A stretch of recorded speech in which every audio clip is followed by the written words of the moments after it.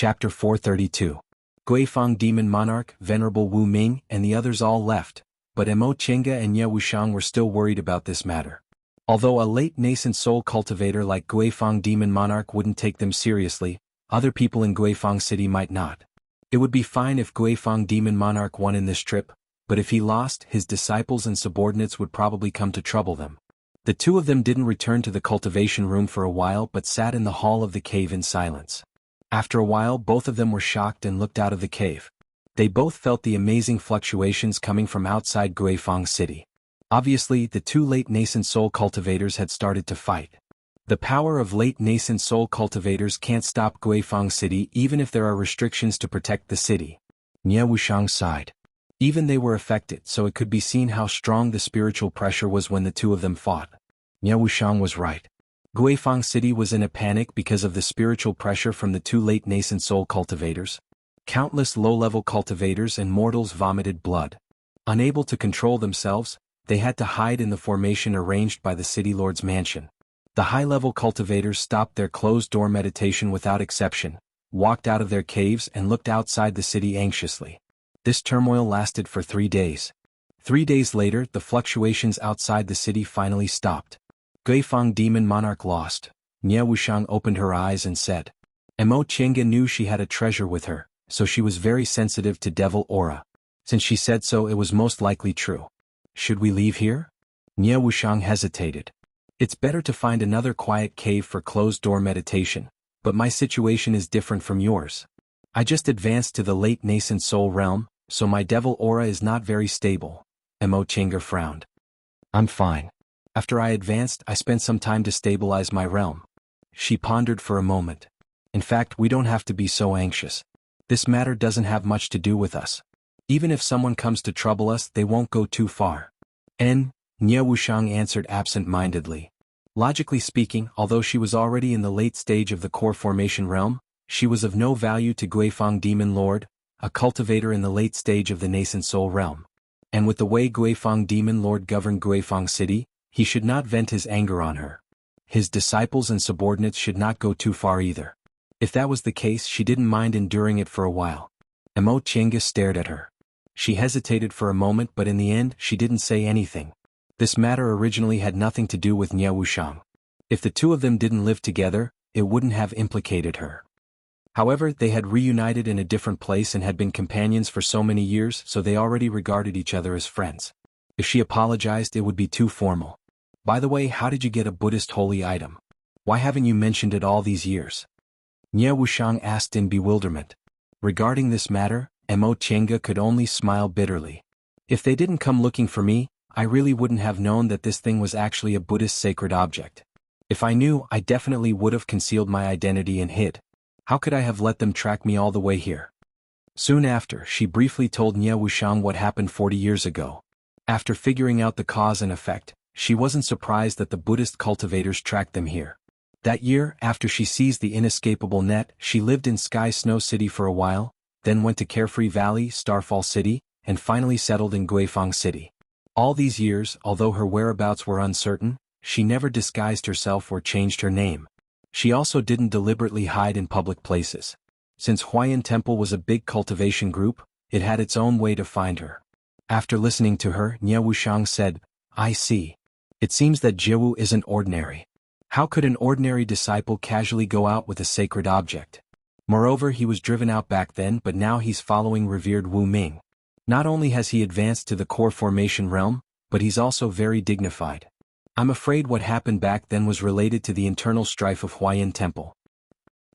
Mo Qingge was a disciple of a big cultivation group, so she knew more about this kind of internal strife than Ye Wuxiang.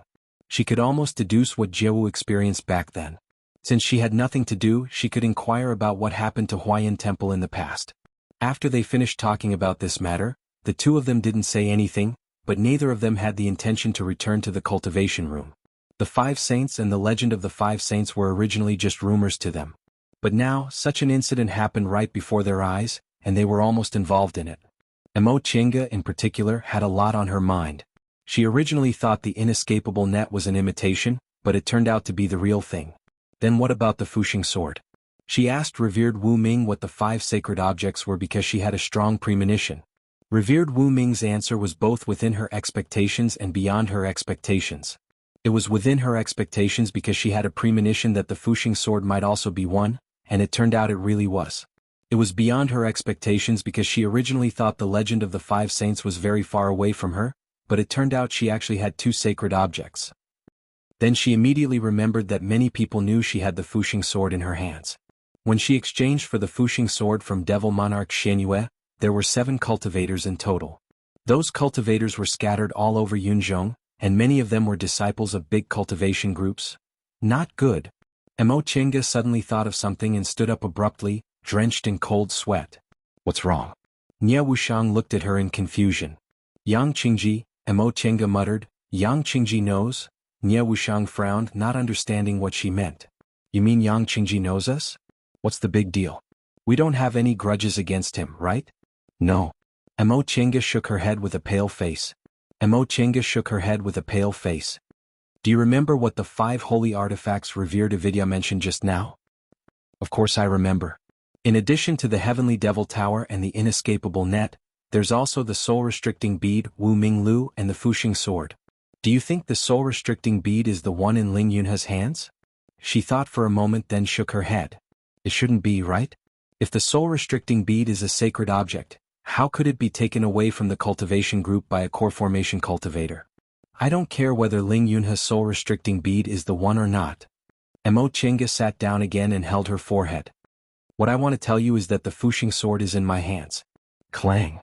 The teacup Nie Wuxiang just picked up fell on the table. She suddenly looked up at Mo Chenga, narrowed her eyes and said in disbelief, "What did you say?" I said, one of the 5 sacred objects, the Fuxing sword, is in my hands. Mo Chenga slowly repeated, and Yang Qingji knows about this. Nie Wuxiang didn't need to say anything else. In an instant, her complexion turned deathly pale. In that case Before she could finish, she suddenly grabbed Mo Chenga's sleeve. Then what are we waiting for? Let's go before they come. Go. Mo Chenga smiled bitterly. Guifang City is the real inescapable net with a late-stage nascent soul cultivator guarding it. Where should we go? There was still only one answer. Enter the virtual sky world. But in that case she would have to face the problem of how to explain to Nie Wuxiang. Upon hearing that, Nie Wuxiang let go of her hand dejectedly. Right. If they've already noticed us then wait. She looked up and asked, when revered Wu Ming answered this question, Yang Qingji wasn't there, right? Right. Mo Chenga hesitated for a moment. But if revered Wu Ming knows, doesn't Guifang Demon Monarch know? Then think about it. When Yang Qingji first knew you had the Fuxing sword, did he have any special reaction? Mo Chenga thought for a moment then shook her head. I exchanged the Fuxing sword from a devil cultivator. At that time, there were several core formation cultivators present. If they knew, how could they let me exchange it? At that time, in their eyes, the Fuxing sword was just a very useless ancient treasure that lost its former power but was still very famous. Nie Wuxiang breathed a sigh of relief. You see, Yang Qingji didn't know at that time, so Guifang Demon Monarch didn't tell him before.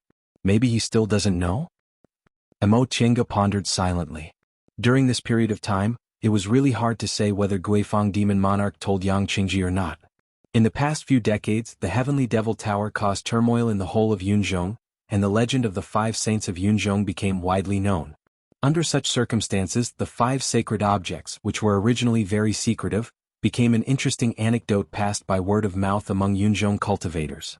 It wasn't impossible for those late nascent soul cultivators who knew the secret to tell their juniors about it. No, if Yang Qingji knew the Fuxing sword was one of the 5 sacred objects and she was in Guifang City, how could he have waited until now and not come to ask for it?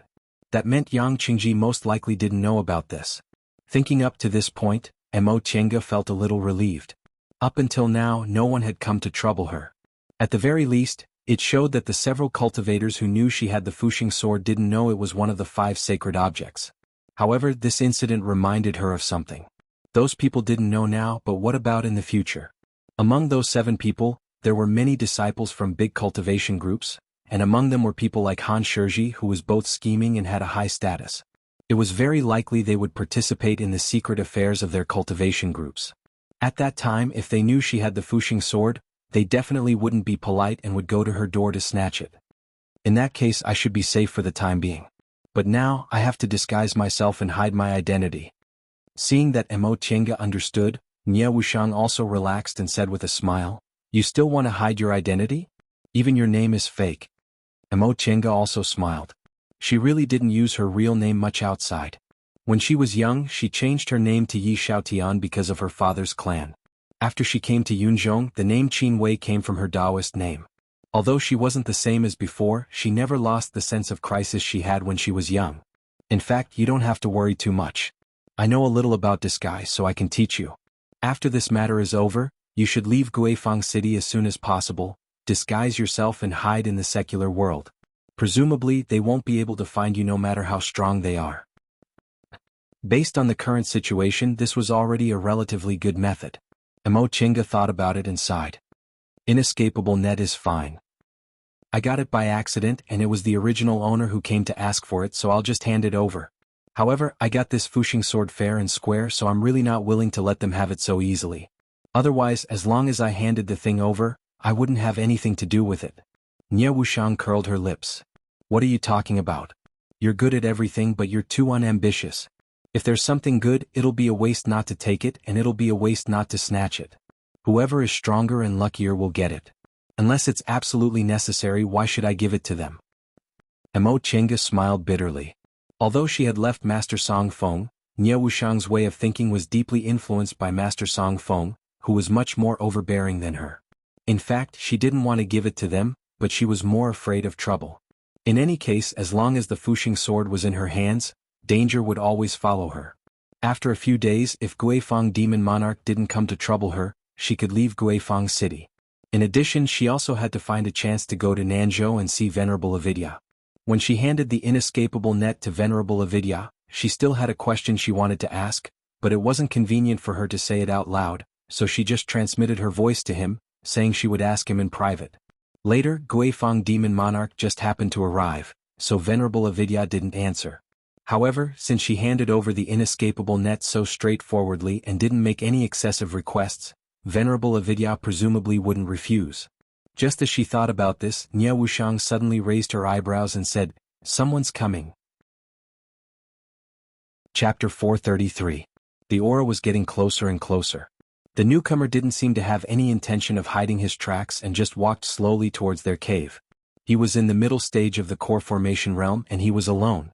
Yang Qingji? Mo Chenga and Nye Wuxiang looked at each other and guessed at the same time. The answer was soon revealed. Yang Qingji's voice came from outside. "Fellow Taoists, old friends meet again. You don't mind meeting me, right?" Yang Qingji's real voice was clear and a little sharp, but his attitude was always so arrogant. His voice, which was supposed to be pleasant to listen to, always had a hint of impatience in it, which made people unhappy. Nye Wuxiang asked with her eyes. Mo Chenga pondered for a while then nodded. Yang Qingji coming alone was already very clear. He shouldn't be looking for trouble. Although they didn't have any friendship with Yang Qingji, they didn't have any grudges either. After Mo Chenga removed the restriction, Nye Wuxiang opened the cave. Yang Qingji was standing outside, dressed in black without a mask, and without any magic weapon in his hands. Seeing the two of them, he first nodded to Mo Chenga. "Fellow Taoist Qin." Mo Chenga smiled. He was so casual, so she didn't salute him. "Fellow Taoist Yang, long time no see." Then Yang Qingji's gaze fell on Nye Wuxiang. His eyes were cold.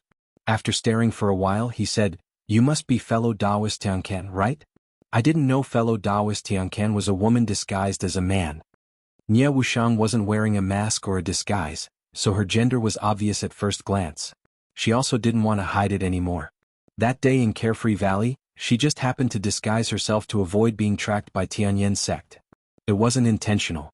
"Fellow Taoist Yang has a good eye," Nye Wuxiang said faintly, not intending to oppose him. In Carefree Valley, she only mocked Yang Qingji because she disliked his behavior. She really didn't need to remember such a trivial matter until now. Unfortunately, Yang Qingji obviously didn't think so. He raised the corner of his mouth, looking like he was smiling, but his eyes were gloomy and his voice was full of sarcasm. "I really can't tell. Fellow Taoist Tiancan not only has a fake appearance, but also a fake gender and cultivation level. You're obviously a devil cultivator, but your disguise is so flawless. I just don't know if his name and identity are also fake." Upon hearing such provocative words, Nye Wuxiang just indifferently glanced at him and said, "Whether it's true or false, What does it have to do with fellow Taoist Yang? If fellow Taoist Yang is so free, why don't you think about how to take back the sacred object? Yang Qingji was fuming with anger at her attitude. She was clearly mocking him for not doing his job properly. It was childish and ridiculous. Mo Qianga sighed inwardly. She hadn't seen him for several decades, but why was this fellow Taoist Yang still so angry?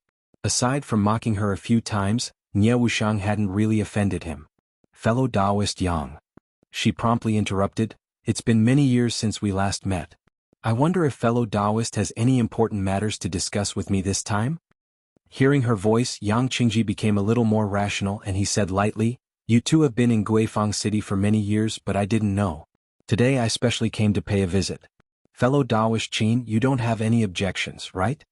Mo Qianga paused for a moment then said, of course I don't have any objections. He thought to himself, why are Yang Qingji's words so unpleasant? If you want to visit, then visit. Would it kill you to say some polite words? Fellow Taoist Yang, please come in.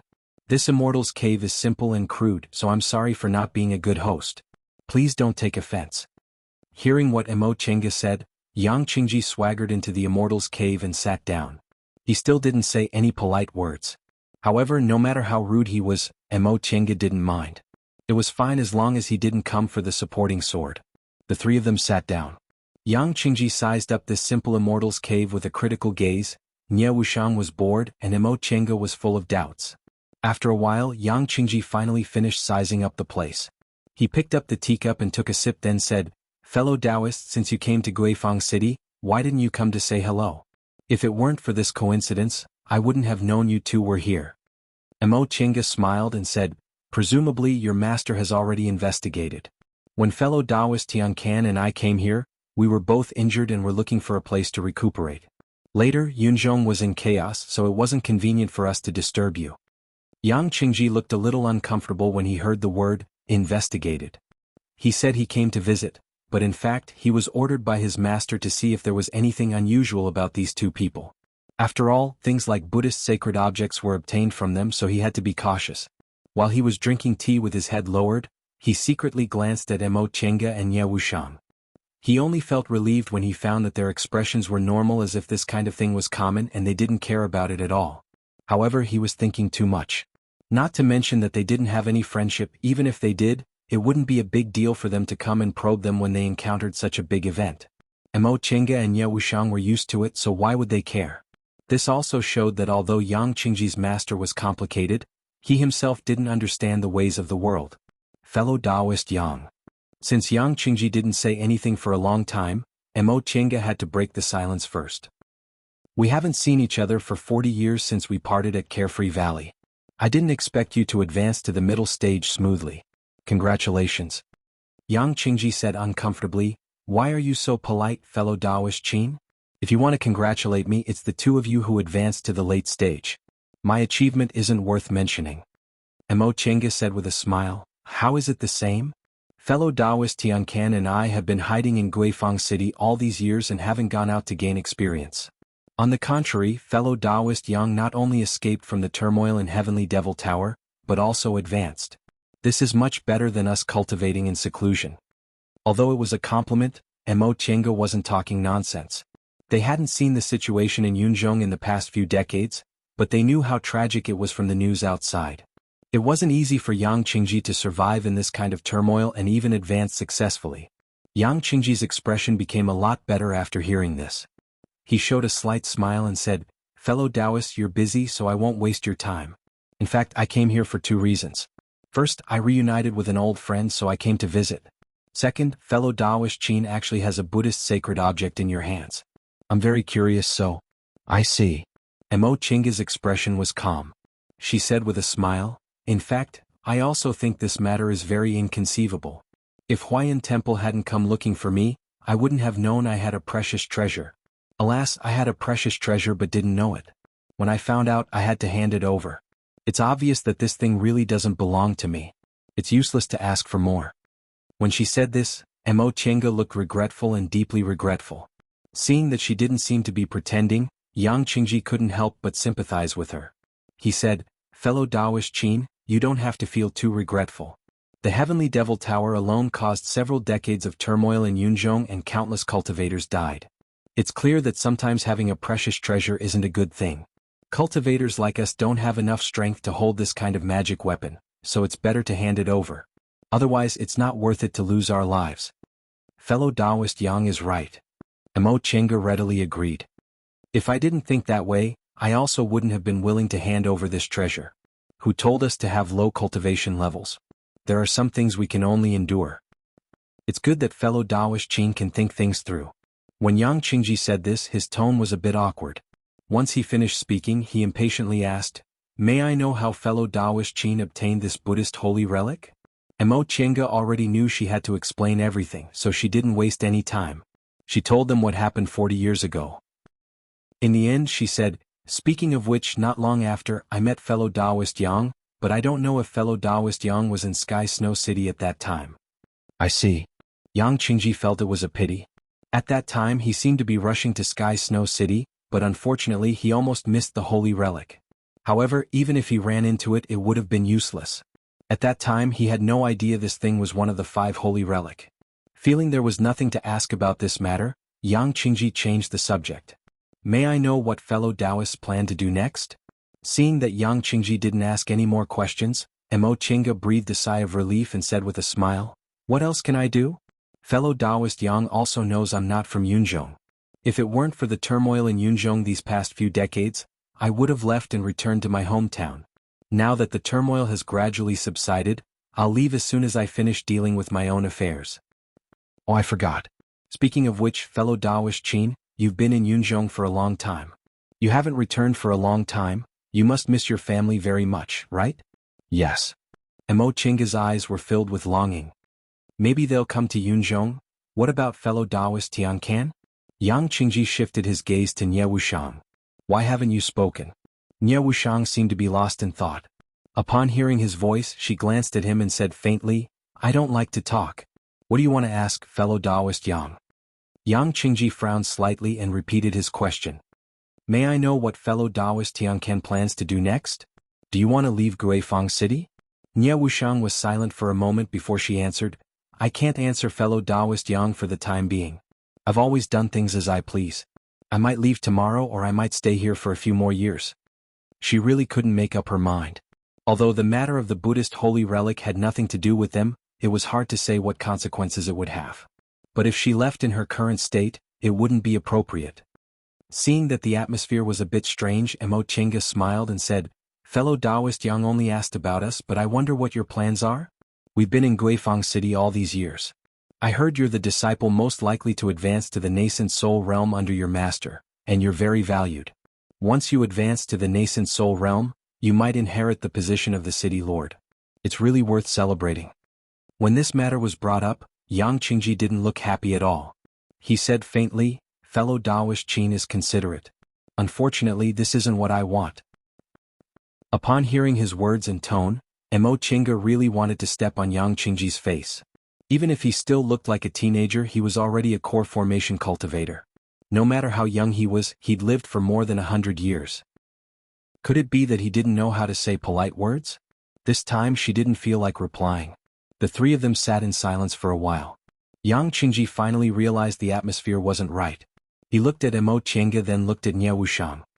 He wanted to say something, but in the end he swallowed his words and said gloomily, "Fellow Taoists, it seems you have something to do, so I'll take my leave first.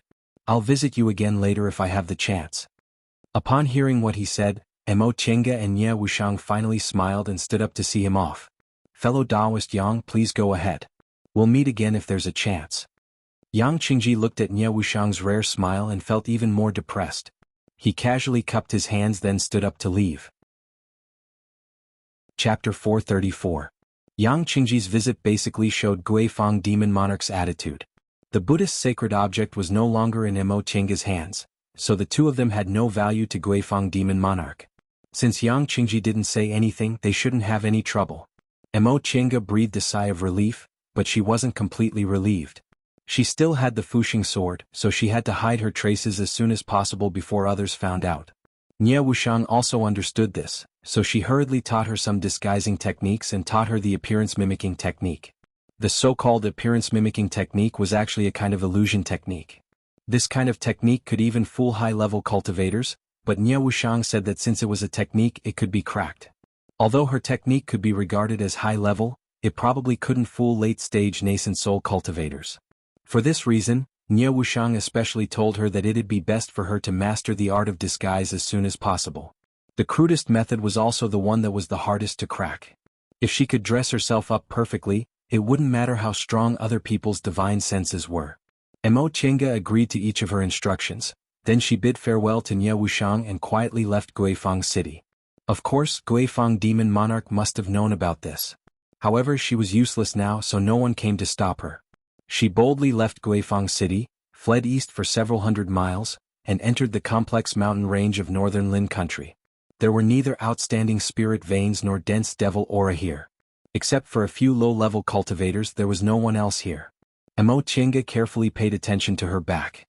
After finding no traces of others, she entered the virtual sky world and disguised herself according to Nie Wuxiang's instructions.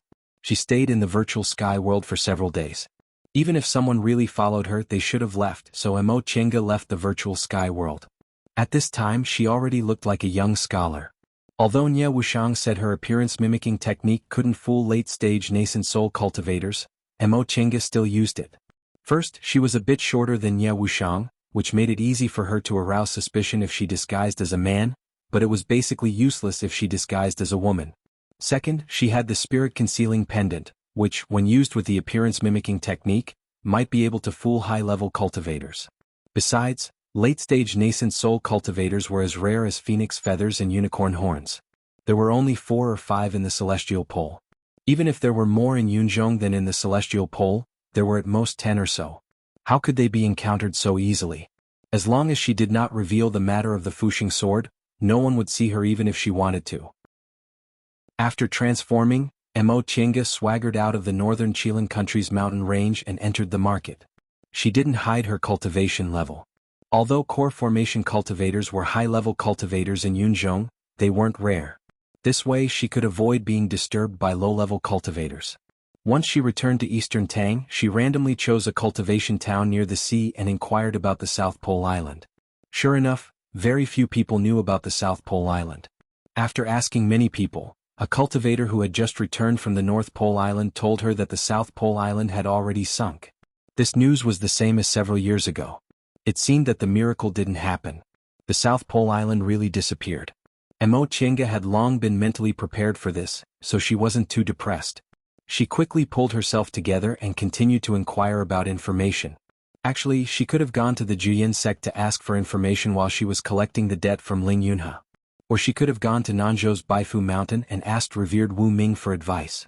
However, she didn't dare to rashly reveal her identity because of the Fuxing sword, so she could only put this matter aside for the time being. Deepwater City was a small city located on the edge of the North Sea. In terms of size, it was only slightly bigger than an ordinary town. In terms of power, there was only one small and medium-sized cultivation group with an early-stage nascent soul cultivator in the surrounding area.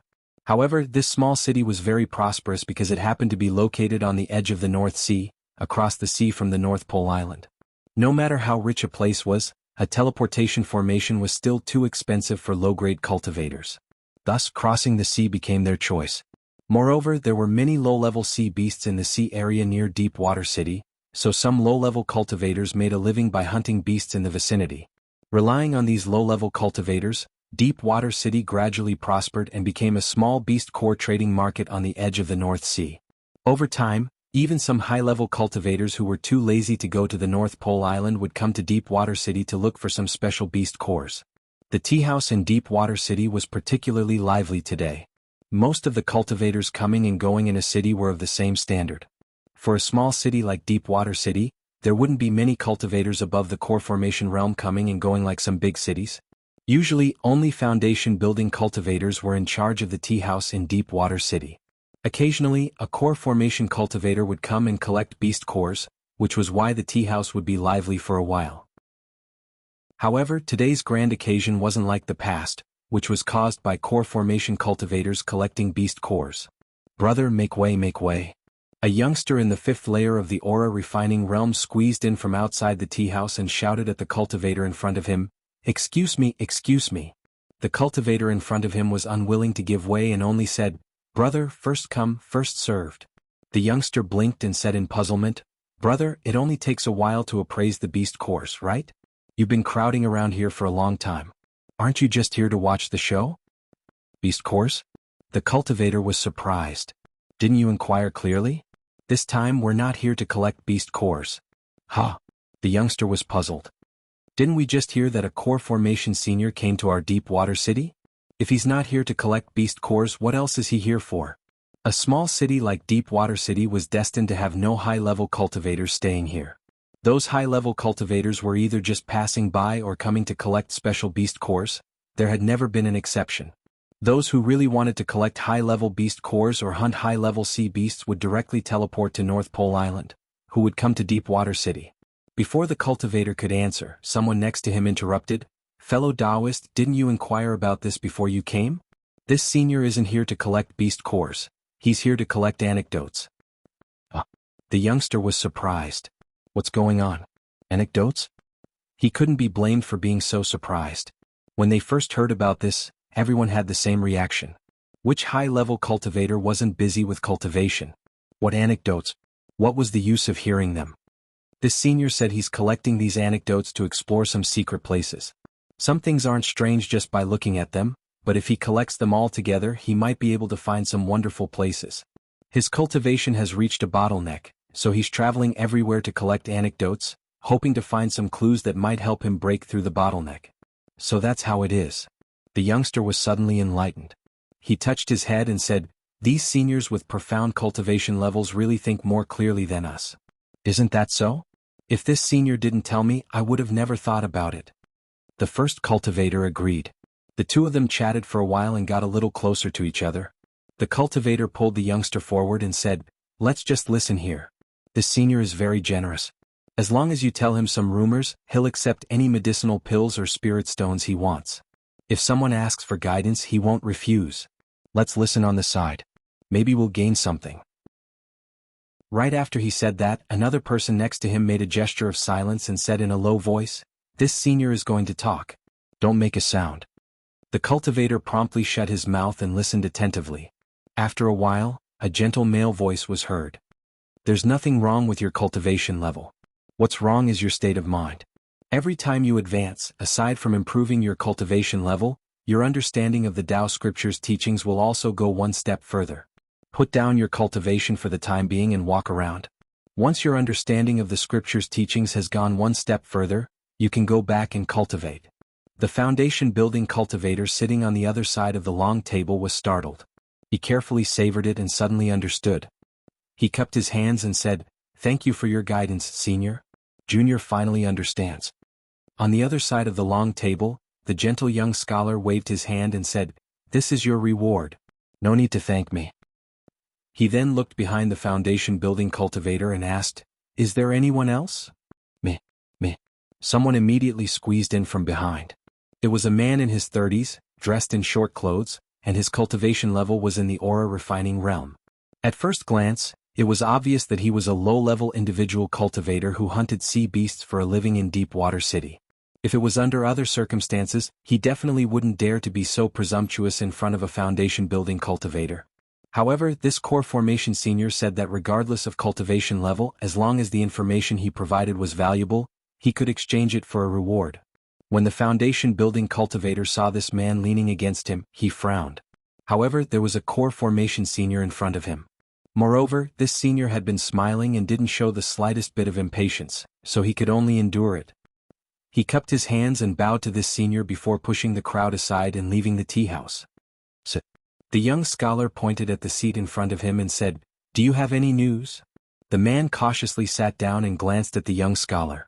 A nervous expression appeared on his face and he timidly extended his hand. "Senior, Junior doesn't have any news, but Junior has a strange treasure in my hands. I want to show it to Senior. Are you interested?" The more he spoke, the softer his voice became. In the end, he consciously stopped talking and looked at the young man in front of him with unease. This senior clearly said he came here to collect strange news and not to exchange for items. His behavior was already considered a violation of the rules. If this senior got angry, then sure enough, when he heard what he said, The young scholar slightly furrowed his brows. However, in the next moment, his gaze still fell on the man's hand. This was a translucent red, sparkling and translucent stone that emitted a faint spiritual aura. For aura refining cultivators, this was indeed a treasure. However, for a core formation cultivator, this spiritual aura was a bit too weak. The young scholar was about to speak when he suddenly noticed something. He reached out and picked up the stone in the man's hand. After carefully examining it, he said, "This is fire obsidian. It can't be considered too valuable and it's also a bit too small. However, its quality isn't bad, so it has some value." Hearing what he said, the man was delighted and promptly nodded. "Senior has good eyes. When I took this stone to the shop to sell, they were only willing to pay 10 spirit stones. The shopkeeper didn't know what it was, so I never sold it. Senior, do you want it?" The young scholar thought for a moment, then said, "This thing is somewhat useful to me, so there's no harm in taking it. 10 spirit stones is indeed a bit low. With this kind of quality, it's probably worth about 100 spirit stones. Take a look. Do you want spirit stones or medicinal pills?" About 100 spirit stones. The man was overjoyed. For a low-level cultivator like him, 100 spirit stones wasn't a small amount. However, when he looked at the several jade bottles and piles of spirit stones on the table, he gulped and cautiously said, "Senior, can I exchange them for medicinal pills?" The young scholar nodded. "Of course you can." As he said that, he pushed one of the jade bottles towards the man. "This bottle of medicinal pills is for aura refining cultivators to take. This bottle is worth about 180 spirit stones, so the value is about the same. Take it." Thank you, Senior." The man grabbed the jade bottle, put it into his chenkuan bag and repeatedly expressed his thanks. The young scholar waved his hand. "Go." Then he raised his voice and said, "Is there anyone else?" Me. Seeing the man's encounter, some low-level cultivators who were originally just watching the fun also came forward. This senior was good-natured and generous. If they could exchange some medicinal pills worth a few spirit stones with him, they would definitely make a profit. Chapter 435. At sunset, the cultivators surrounding the tea house in Deepwater City finally dispersed in groups of 2s and 3s.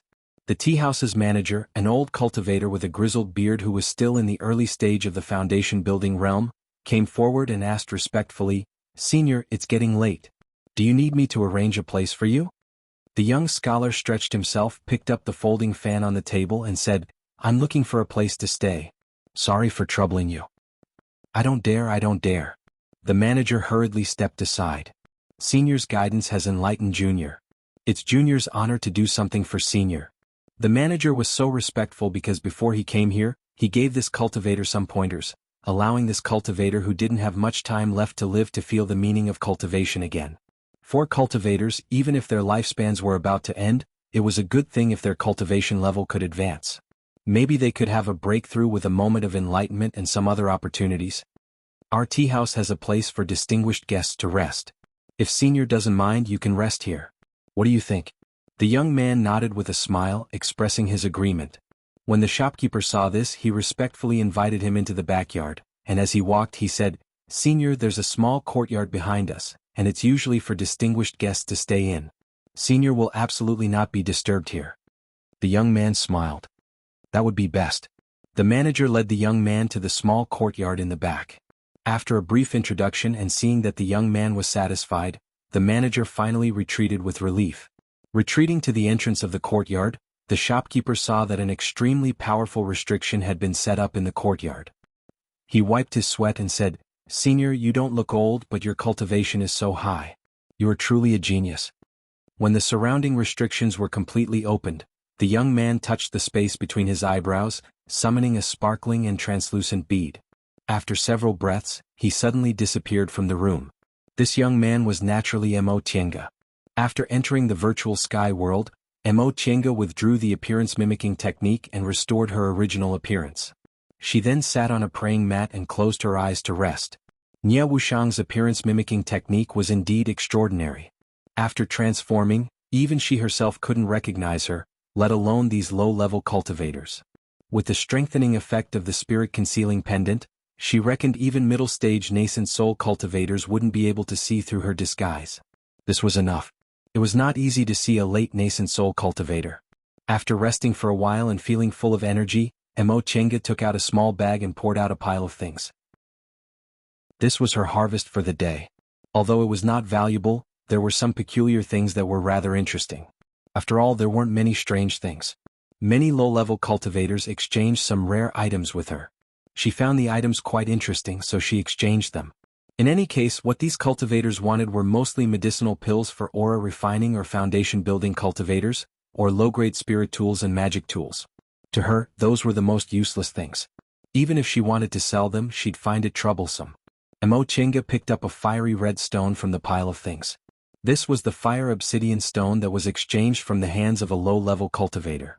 Because of this incident, those low-level cultivators, regardless of whether they had valuable items in their hands or not, would just take out their items to exchange with her. In fact, there was nothing special about this fire obsidian stone. With this quality, it could only be sold for about 100 spirit stones in the celestial pole. Although it wasn't cheap, it wasn't rare either. The reason why she made the exchange was because she had never seen this thing since she arrived in Yunzhong. When she went shopping in Guifang City, a shop assistant told her he had never seen this thing before. Only then did she realize that fire obsidian might be a specialty of the celestial pole and couldn't be found in Yunzhong. But now, she actually saw this thing in the hands of a low-level cultivator. Furthermore, these cultivators didn't know what this thing was, so this was a bit strange. This was the seaside, and this sea area was the natural moat between the celestial pole and Yunzhong. If fire obsidian was really a specialty of the celestial pole, didn't that mean someone crossed the South Sea and lost fire obsidian here? Of course, this was only a guess. She had no way of knowing the truth. In addition, it wasn't like she didn't gain anything today. Although most of the so-called strange things in this small town were trivial matters, with so many people here, there were bound to be some people who heard some ancient legends. For example, an old aura refining cultivator whose lifespan was about to run out told her that when he was a child, he once heard a story about a celestial mountain appearing in the sea from his elders. Mo Chenga originally thought it was just a mirage, so she didn't pay too much attention to it. However, after listening to the old cultivator's story, she finally realized it wasn't that simple. The old cultivator said that at that time, all the fishermen and cultivators who hunted sea beasts for a living saw that celestial mountain. It suddenly appeared like a small island and someone crossed the sea from it to trade some things with them. However, the seaside residents couldn't approach this celestial mountain. There seemed to be a dense fog around it, preventing people from advancing. Experienced cultivators said this was an illusory formation. This celestial mountain existed for about half a month before it disappeared as if it had never appeared. Mo Chenga thought about it carefully and felt that this so-called celestial mountain was very likely a high-level cultivator's magic weapon. An independent space like the virtual sky world was admittedly a heaven-defying existence that even deification cultivators would find difficult to obtain. However, portable immortals caves weren't that rare. It was just that they cost a lot, so very few people had them. These portable immortals caves were usually made to look like magic weapons. After they were used, they would turn into something: a mountain, a tower, a boat, or even a house. After they transformed, their owners could move in. The principle was also very simple. Many cultivators in the core formation realm and above used flying magic weapons that weren't conspicuous when taken out. Once they were used, they would turn into carriages or boats. For example, Lord Daoist Jinghe's cloud carriage was such a magic weapon. However, such a portable immortals cave was much more expensive than a cloud carriage. Even for a cultivation group disciple like her who didn't lack spirit stones, it was still a sky-high price. Even Lord Daoist Jinghe probably wouldn't be willing to part with it. In addition, the required materials and techniques were also very rare. Even if one could afford it, there might not be anyone who could make it. Therefore, many high-level cultivators knew about this thing, but very few people had it. Why couldn't the spirit stones used to make a portable immortals cave be used for something else? Buying medicinal pills and materials could greatly improve one's cultivation level. What was the use of such a portable immortals cave without the support of spirit veins? It would cost a lot of spirit stones to maintain it on a daily basis. Its function was nothing more than making it more convenient to go out. In short, this thing cost a lot, but the benefits weren't very high. Unless one was extremely rich, very few people would make such a thing. The immortal mountain this old cultivator mentioned was very likely a high-level cultivator's portable immortals cave. He came here, stayed for several days, then left again. However, it was unclear whether this high-level cultivator came from the South Sea or if he was a local cultivator from Yunzhong who passed through here. After she sorted out the information she heard today, Mo Chinga regretfully discovered that there wasn't much valuable information. However, she was already mentally prepared for this, so she wasn't too disappointed. If the clues to return to the Celestial Pole were so easy to find, how could there have been no contact between the Celestial Pole and Yunzhong for so many years? Besides, the shortcut to return to the Celestial Pole wasn't necessarily at the seaside. Transporting formations, space cracks, and the like didn't have a concept of distance. For example, the undersea path Mo Yaoqing found could be said to be God's good fortune. It was already not easy to find one. With that thought in mind, Mo Chinga decided to stay in Deepwater City for 3 to 5 days and then go south. She would go to all the major cultivation towns in eastern Tang, then she would go to Nanzhou and the west. The west of Yunzhong had never been included in the sphere of influence because the west was barren and there were almost no spirit veins. There were only many barbarians and small countries. However, Mo Chinga didn't want to let go of any opportunities. If she still couldn't find any clues in Nanzhou, she could go to the west. After all, the more backward a place was, the more legends there were. Just like that, Mo Chinga adjusted her breath in the virtual sky world for one night. The next day, Mo Chinga, still in the appearance of a young scholar, went out of the small courtyard where she temporarily lived, set up a table and chairs in the tea house, and began to collect strange news. After the first day of spreading the news, more people came today. However, most of them didn't have anything valuable in their hands. Although Mo Chinga didn't mind exchanging with low-level cultivators, she didn't accept everything. She rejected the ordinary things one by one and only accepted some novel and interesting things.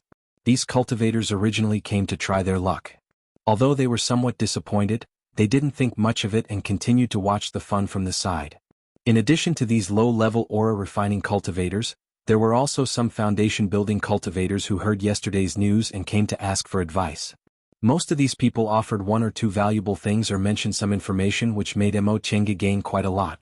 She also knew that most of these foundation-building cultivators didn't have high aptitudes and only advanced to the foundation-building realm after going through untold hardships.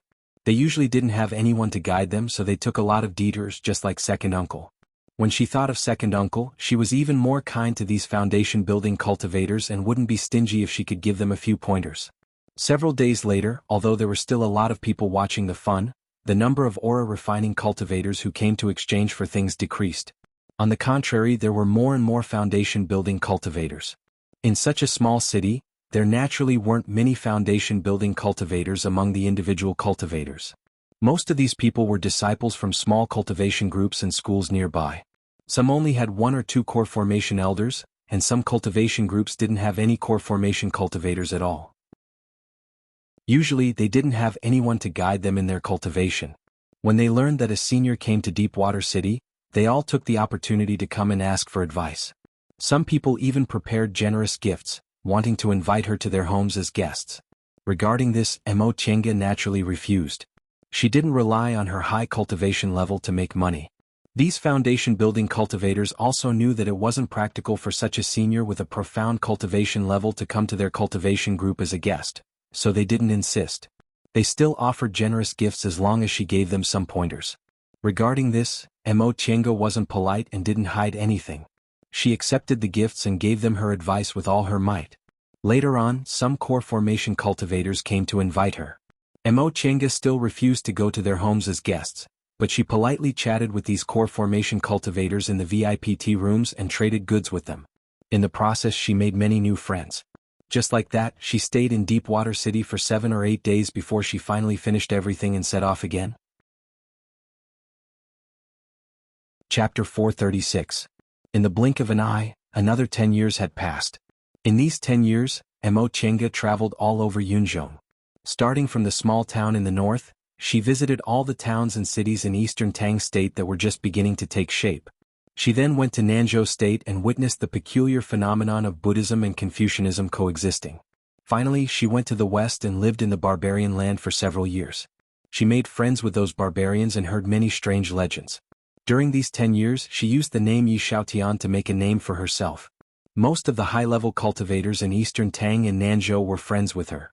They all said she had a profound cultivation level, was straightforward, and was a person worth befriending. Some people coveted her because she was young and had a lot of treasures, but they were all killed by her. 10 years passed in a flash. She suddenly looked back and found that her gains from traveling in Yunzhong in these 10 years were more than her gains from cultivating in the virtual sky world in several decades. The more places she went, the more things she heard. Now, her understanding of Yunzhong was much deeper than many cultivators in Yunzhong. 10 years of trials and tribulations and 10 years of experience broadened her horizons and unexpectedly gave her a deeper understanding of Mo Yaoqing's cultivation experience. Back then, Mo Yaoqing's cultivation level was completely destroyed. She hid in the secular world and wandered in Yunzhong. She suffered a lot and finally reached the nascent soul realm. This experience gave her a lot of insights, which she wrote down in her cultivation notes. Although Mo Chenga experienced a lot in the past, she didn't have as deep an understanding as Mo Yaoqing. It wasn't until now, when she walked the path Mo Yaoqing once walked, saw the things Mo Yaoqing saw, and heard the legends Mo Yaoqing heard, that experience slowly integrated into her thoughts and became her own. Mo Chenga was originally a person with excellent aptitude and a very stable mind. She also didn't lack panaceas. After integrating these experiences, even if she only cultivated step by step every day and didn't enter closed-door meditation, her cultivation level still progressed at a rapid pace. During these 10 years, her cultivation level in the late stage of the core formation realm not only stabilized, but also reached the peak of the late stage. She was only a step away from the peak stage of the core formation realm. Having reached this realm, Mo Chenga was no longer in a hurry. As long as nothing unexpected happened and she continued to cultivate steadily, it was inevitable for her to form her nascent soul before she was 200 years old. At that time, she could rely on her tyrannical strength to cross the South Sea and return to the celestial pole. In the past 10 years, as expected, she didn't find a shortcut to return to the celestial pole. For this reason, she could only make plans. If there was still no hope at the last moment, she would cross the South Sea by force. With this goal in mind, she spent the next few years inquiring about the South Sea. The South Sea of the celestial pole was also known as the North Sea in Yunzhong, and very few people knew about it. Although this sea wasn't as mysterious as the Sea of Returning Ruins, it was far more dangerous. Even the core formation cultivators who were on good terms with her didn't know much about it. There were a few seniors who had seen the dangers of the sea, but when they mentioned it, they all shook their heads. They said that if one wasn't a nascent soul cultivator with profound cultivation, they would most likely not be able to return safely after entering the sea. Mo Chenga didn't give up hope. After a few years, she didn't gain nothing. For example, there was a kind of tree in Yunzhong called iron heartwood. This tree grew for 1,000 years and turned into black iron heartwood. This black iron heartwood was extremely tough. Not only was it impervious to ordinary iron, but even spells couldn't harm it. If it was used as a boat, it could resist gales and huge waves. After learning about this, she went deep into the land of the western continent and finally found a black iron heartwood. She pondered about casting this wood into a boat. In addition to her own affairs, the situation in Yunzhong changed in the past 10 years was also quite interesting. First, Mount Baifu seized the holy relic, the inescapable net, and its momentum rose greatly. Second, Jian Sek's holy relic, the soul-restraining bead, began to be known by everyone. Third, Nameless bead appeared not long ago, which caused another competition. So, together with the Heavenly Devil Tower from several decades ago, 4 out of the 5 holy relic appeared one after another. Because of this, the news that the 5th holy relic was the Fuxing sword was no longer a secret. Several core formation cultivators who saw the Fuxing sword were very annoyed. They actually watched the holy relic slip away in front of them. Later, the news that the Fuxing sword fell into the hands of a female cultivator from the outer endless sea, Qinwei, spread throughout Yunzhong. This unknown cultivator from the outer endless sea who came from afar suddenly became the most popular figure in Yunzhong. Many sects began to track down Qinwei's whereabouts. Among them, Jian sect, Huayan Temple and Guifang City were the most eager. These 3 sects watched Qinwei slip away right under their noses. Unfortunately, this Qinwei seemed to have disappeared in Yunzhong. No matter how they searched, they couldn't find any trace of her. Even nascent soul experts couldn't find her. Therefore, some people said that this Qinwei wasn't from Yunzhong. Perhaps she had already returned to the outer endless sea? Many people believed this news, but only the people of Jian sect were suspicious. Because their sect master, Ling Yunhe, knew that the matter she entrusted to him was no small matter. Before she left, she should have come to ask for the reward. However, they couldn't find her anywhere, so in the end, they could only believe her. The high-level cultivators of Jian sect couldn't help but sigh. Although this Qinwei was only a core formation female cultivator, her willpower and decisiveness were extraordinary. They were afraid that after she found out she had the Fuxing sword, she immediately gave up the benefits she was about to obtain and ran far away. Some of these things were known to Emo Chenga, but some were unknown to her. What she knew was that she had already become a key figure that cultivators in Yunzhong couldn't find. However, after changing her appearance, she didn't plan to get involved. Her illusory technique was very successful. Many core formation cultivators in Yunzhong recognized a late-stage core formation cultivator called Yi Xiaotian, but they didn't know that this young scholar was Qin Wei, who stirred up a huge storm in Yunzhong. What she didn't know was that her disappearance made the nascent soul big shots in Yunzhong so angry that they secretly gritted their teeth. For out of the 5 legendary holy relic had appeared in the past few decades. If they could gather all 5, they could go to returning ruin sea to explore it, and maybe they could find the path to the deification realm. Unfortunately, this Qin Wei disappeared with the Fuxing sword, causing their plan to completely fall through. After all, the 5 holy relic had disappeared for almost 100,000 years before they reappeared in the world. If they missed this chance, they didn't know when they would get another one. At that time, no matter how high their cultivation levels were, they would become a pile of bones.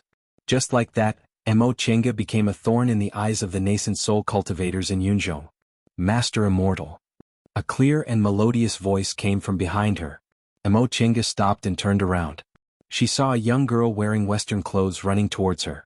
The silver bracelets on her wrist jingled, and every step she took was a musical note. Master Immortal. The young girl stopped in front of her, raised her rosy cheeks and looked at her. Are you leaving already? Emo Chenga smiled and looked at the young girl in front of her. Ai, why did you come? The young girl lowered her head and grabbed her braid. After a while, she raised her head again and looked at Emo Chenga with her bright eyes. Master Immortal, I'll go with you, okay? Emo Chenga was stunned. You, Master Immortal?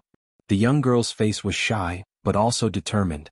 I like you, so I want to go with you. Emo Chenga smiled bitterly and couldn't help but touch her face. This wasn't the first time she encountered this kind of situation. In the past 10 years, she traveled to many places, and there were often women who confessed their feelings to her, which really made her not know whether to laugh or cry. When she dressed up as a woman, although there were also men who had feelings for her, they never expressed their love to her. However, she used the appearance-changing technique to disguise herself as a man, and from time to time she would attract some peach blossoms. This puzzled her no matter how she thought about it. Could it be that she was more suitable to be a man? Or that she was too successful in disguising herself as a man, and her appearance was too handsome? But she definitely wouldn't transform into an old man. I can't take you with me, she said. You should go back. This is your home. What? The Western Continent girl, Ai, widened her eyes. We Western Continent women will leave home when we have someone we like. But I... She paused and said gently and indifferently, but I don't have any feelings for you, so I can't take you with me. Such a straightforward refusal stunned Ai. After a while, she finally found her voice. Master Immortal. You don't like me at all? Didn't you say I was very cute? You also said you were happy with me. Emo Chenga was stunned. Did this make her misunderstand? In other words, she lost her sense of propriety. In her heart, she still thought of herself as a woman, so when she said these words, she didn't think it would cause other people to misunderstand. She sighed.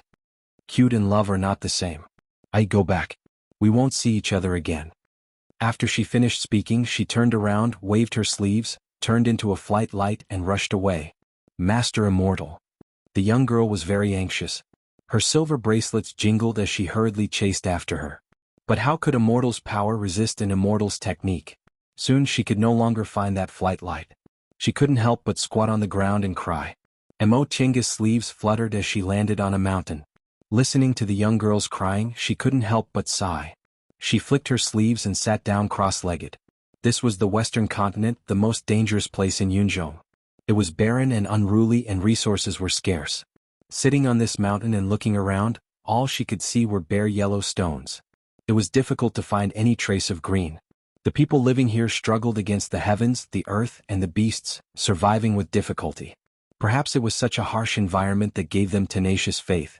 The people here were all brave and simple. After a long time, the young girl's crying gradually stopped. She finally stood up and walked back silently. Emo Chenga stared at her until her silhouette disappeared. Although she couldn't accept it, such a persistent and passionate feeling made her burn. Spring flowers fell, autumn wind blew, summer lotus bloomed, and winter sleeps. Time didn't stop. Year after year, in the blink of an eye, 50 years had passed. When she came to Yunzhong, she never thought she would not return for 50 years, nor did she think it would be difficult to find the way back. When they were together, she always felt that between them, there was only this kind of ordinary but long-lasting feeling. But at this time, because of this Western continent girl, she suddenly realized that deep in her heart, there was also this kind of love. This love wasn't strong, but it was mellow like wine. The longer it was stored in her heart, the deeper it became. "It's time to go back," she whispered. Her harvest in the past 10 years had exceeded her expectations.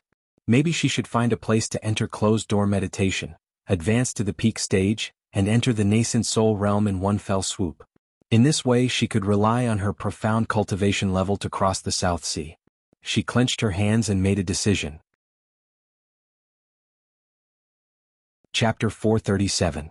For mortals, the Western continent was a barren land, full of ferocious beasts, not a suitable place to live. Naturally, it was also not a good place to play. Moreover, it was barren, so even merchants would not come here. For cultivators, there were no excellent spiritual veins in the Western continent, let alone heavenly treasures, spirit beasts, and spirit grasses. Therefore, unless they were looking for some strange things, they would not set foot in the Western continent. But these things weren't important to Mo Tienga.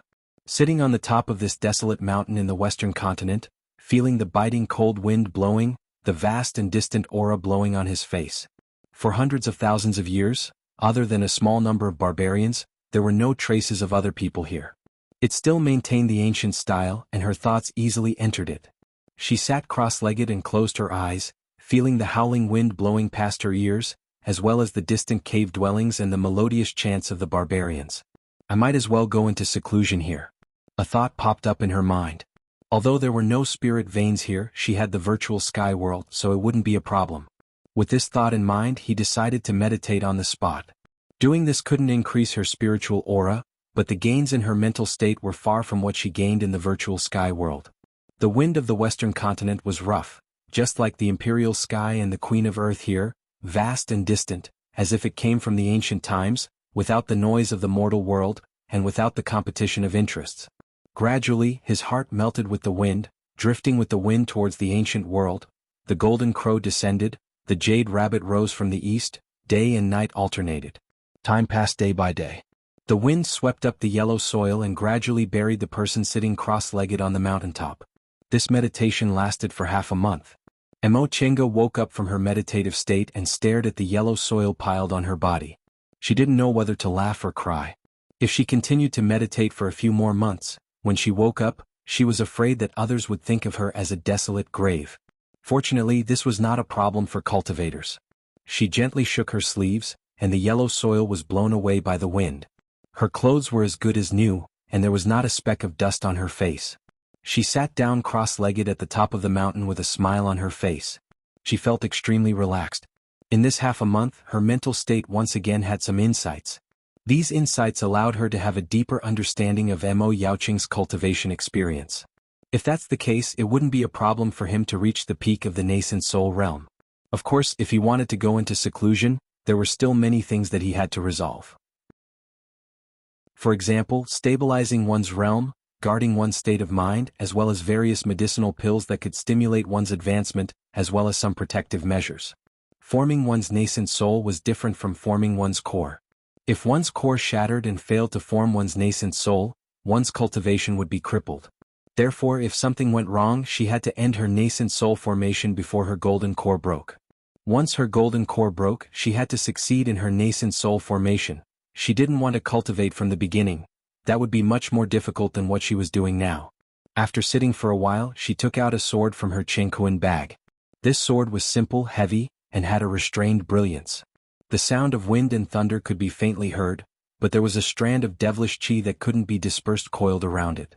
Mo Chinga sighed as she stared at the sword. This was the Fuxing sword that made Qin Wei, the target that every cultivator in Yunzhong wanted to kill in recent years. All these years, it wasn't that she didn't want to uncover the secret of the Fuxing sword, but no matter how much she pondered, the Fuxing sword remained the same. She didn't know what material this sword was made of. Not only was it incomparably tough, but even divine sense couldn't penetrate its interior. Therefore, she couldn't figure out to what extent this sword had been corroded by the devilish qi. Although the ancient records of the virtual sky world said that the spirit-quenching water could wash away all devilish chi and impurities, this thing was hard to find in the world, and there were no clues about it. However, in the past few years she heard a lot of rumors. Among them there was one that most core formation cultivators agreed on. The so-called 5 holy objects. Their power as magic weapons wasn't important. What was important was that they were the keys to the secret hidden in the Sea of Returning Ruins. Among these core formation cultivators, there were many disciples from big cultivation groups. Mo Chenga pondered. Now that the 5 holy objects were widely known in Yunzhong, this rumor was very likely to be true. But the problem was, even if it was true, how could she use this Fuxing sword? These 5 holy objects were the keys to a certain secret place in the Sea of Returning Ruins. Did this mean that the 5 holy objects had to be combined into one to become the real key? If that was the case, in order to solve this secret, either the 5 holy objects belonged to one force, or the 5 people with the holy objects were like the 5 saints in the past. They had equal strength and chose to cooperate. So troublesome. She looked at the Fuxing sword and sighed.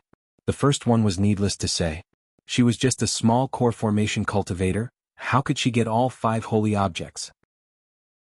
She'd probably be killed by a nascent soul cultivator as soon as she showed up. As for the second option, if they were in the celestial pole, it would be completely feasible. She had Xianqing school backing her up, so no one could underestimate her. However, this was Yunzhong. She had no roots or foundation here, so what right did she have to occupy a position of cooperation? Unless Master and Senior Martial Brother were here. Once this thought emerged, she couldn't help but smile bitterly. In this current situation she couldn't even go back, so how could they appear? What a pity. If she had 2 nascent soul cultivators as her backing, she could definitely stand out and ask for a share of the loot. Now, however, she could only hide to avoid being killed and robbed. But she was absolutely unwilling to hand over the Fuxing sword. She obtained the Fuxing sword from someone else in a dignified manner, so why should she hand it over? These people couldn't solve the secret of the Sea of Returning Ruins, and she wouldn't lose anything. In that case, she'd take the Fuxing sword back to the celestial pole and concentrate on cultivating. When she was strong enough, she'd come to Yunzhong again. At that time she'd have the power to fight. Just like that, she calmly made a decision. She'd take the Fuxing sword back to the celestial pole and let these cultivators fight to the death in Yunzhong. It wouldn't matter to her even if they died. Perhaps, when her cultivation base improved greatly, when she came to Yunzhong again, the strength of the high-level cultivators in Yunzhong would be greatly reduced due to the internal strife. At that time she could openly share a piece of the pie with them and even occupy more benefits. With that thought in mind, she reached out and touched the sharp blade of the Fuxing sword. A magic weapon from nearly 100,000 years ago, which had been corroded in the devil domain for so many years, still had this kind of momentum. Fu Yaozi's tool refining technique was really amazing. Not to mention restoring the Fuxing sword's former glory. If she could learn a little bit of Fu Yaozi's tool refining technique and refine her magic weapon, the power of her magic weapon would definitely be greatly improved. Unfortunately, her current cultivation level wasn't enough to find the secret of the Fuxing sword. After thinking about these things, she was about to put the Fuxing sword away when she suddenly felt a sharp pain in her chest as if a needle had been ruthlessly stabbed into her heart, almost making her lose consciousness in a split second. Ugh.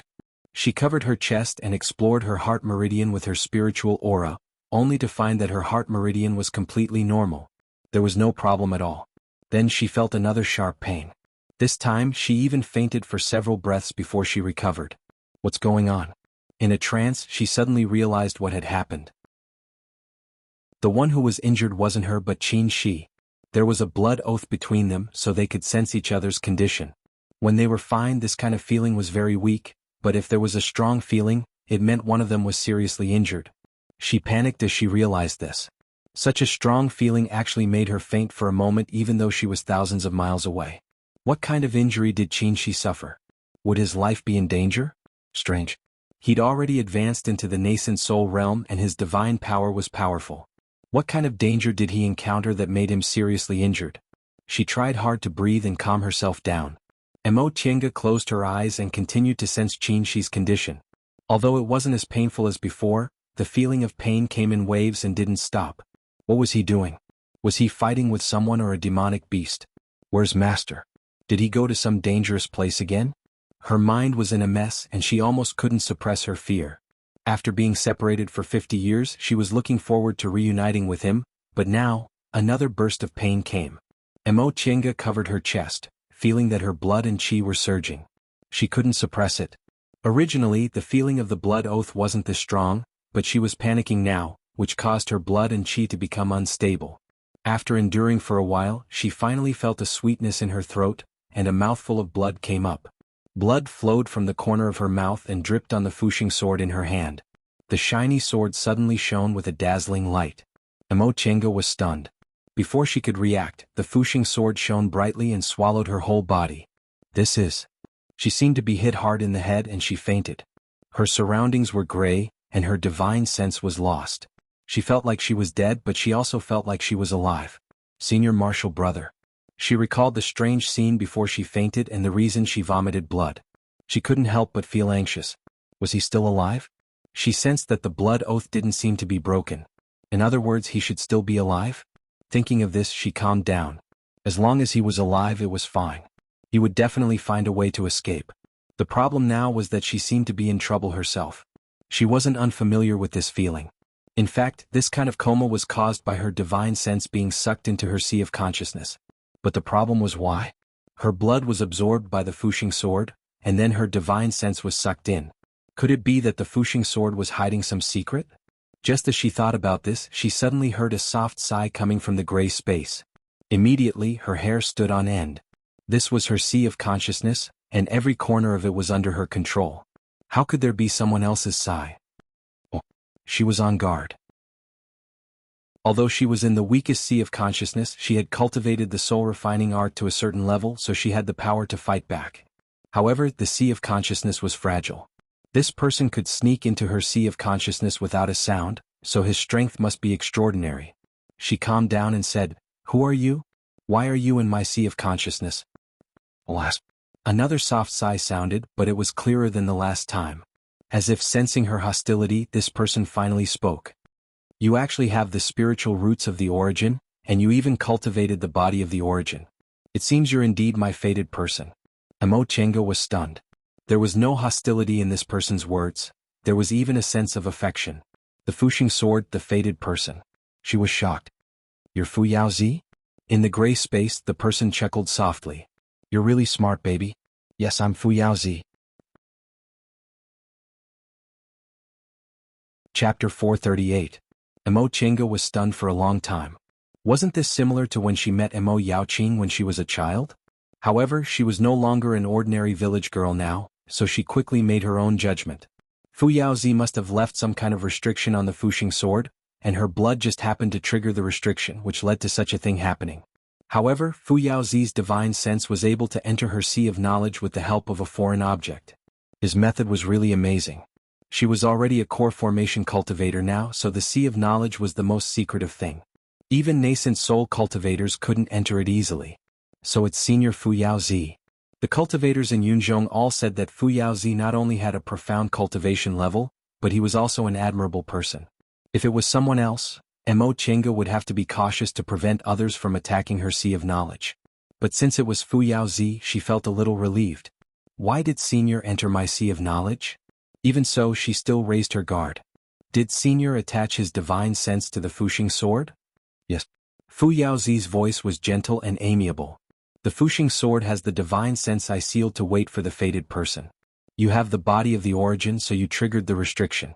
Body of the origin? Mo Chenga was secretly astonished. Could it be that this Senior Fu Yao also has spiritual roots of the origin? Otherwise, why would he need the body of the origin to be his fated person?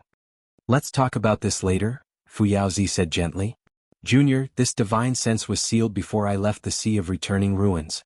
I wonder how long has it been since my era, and has my original body passed away?" The Sea of Returning Ruins? Does that mean Fu Yaozi was still in the nascent soul realm at that time? Mo Chenga thought to herself. She calmed down and answered, "Senior, according to the rumors in Yunzhong, you didn't pass away.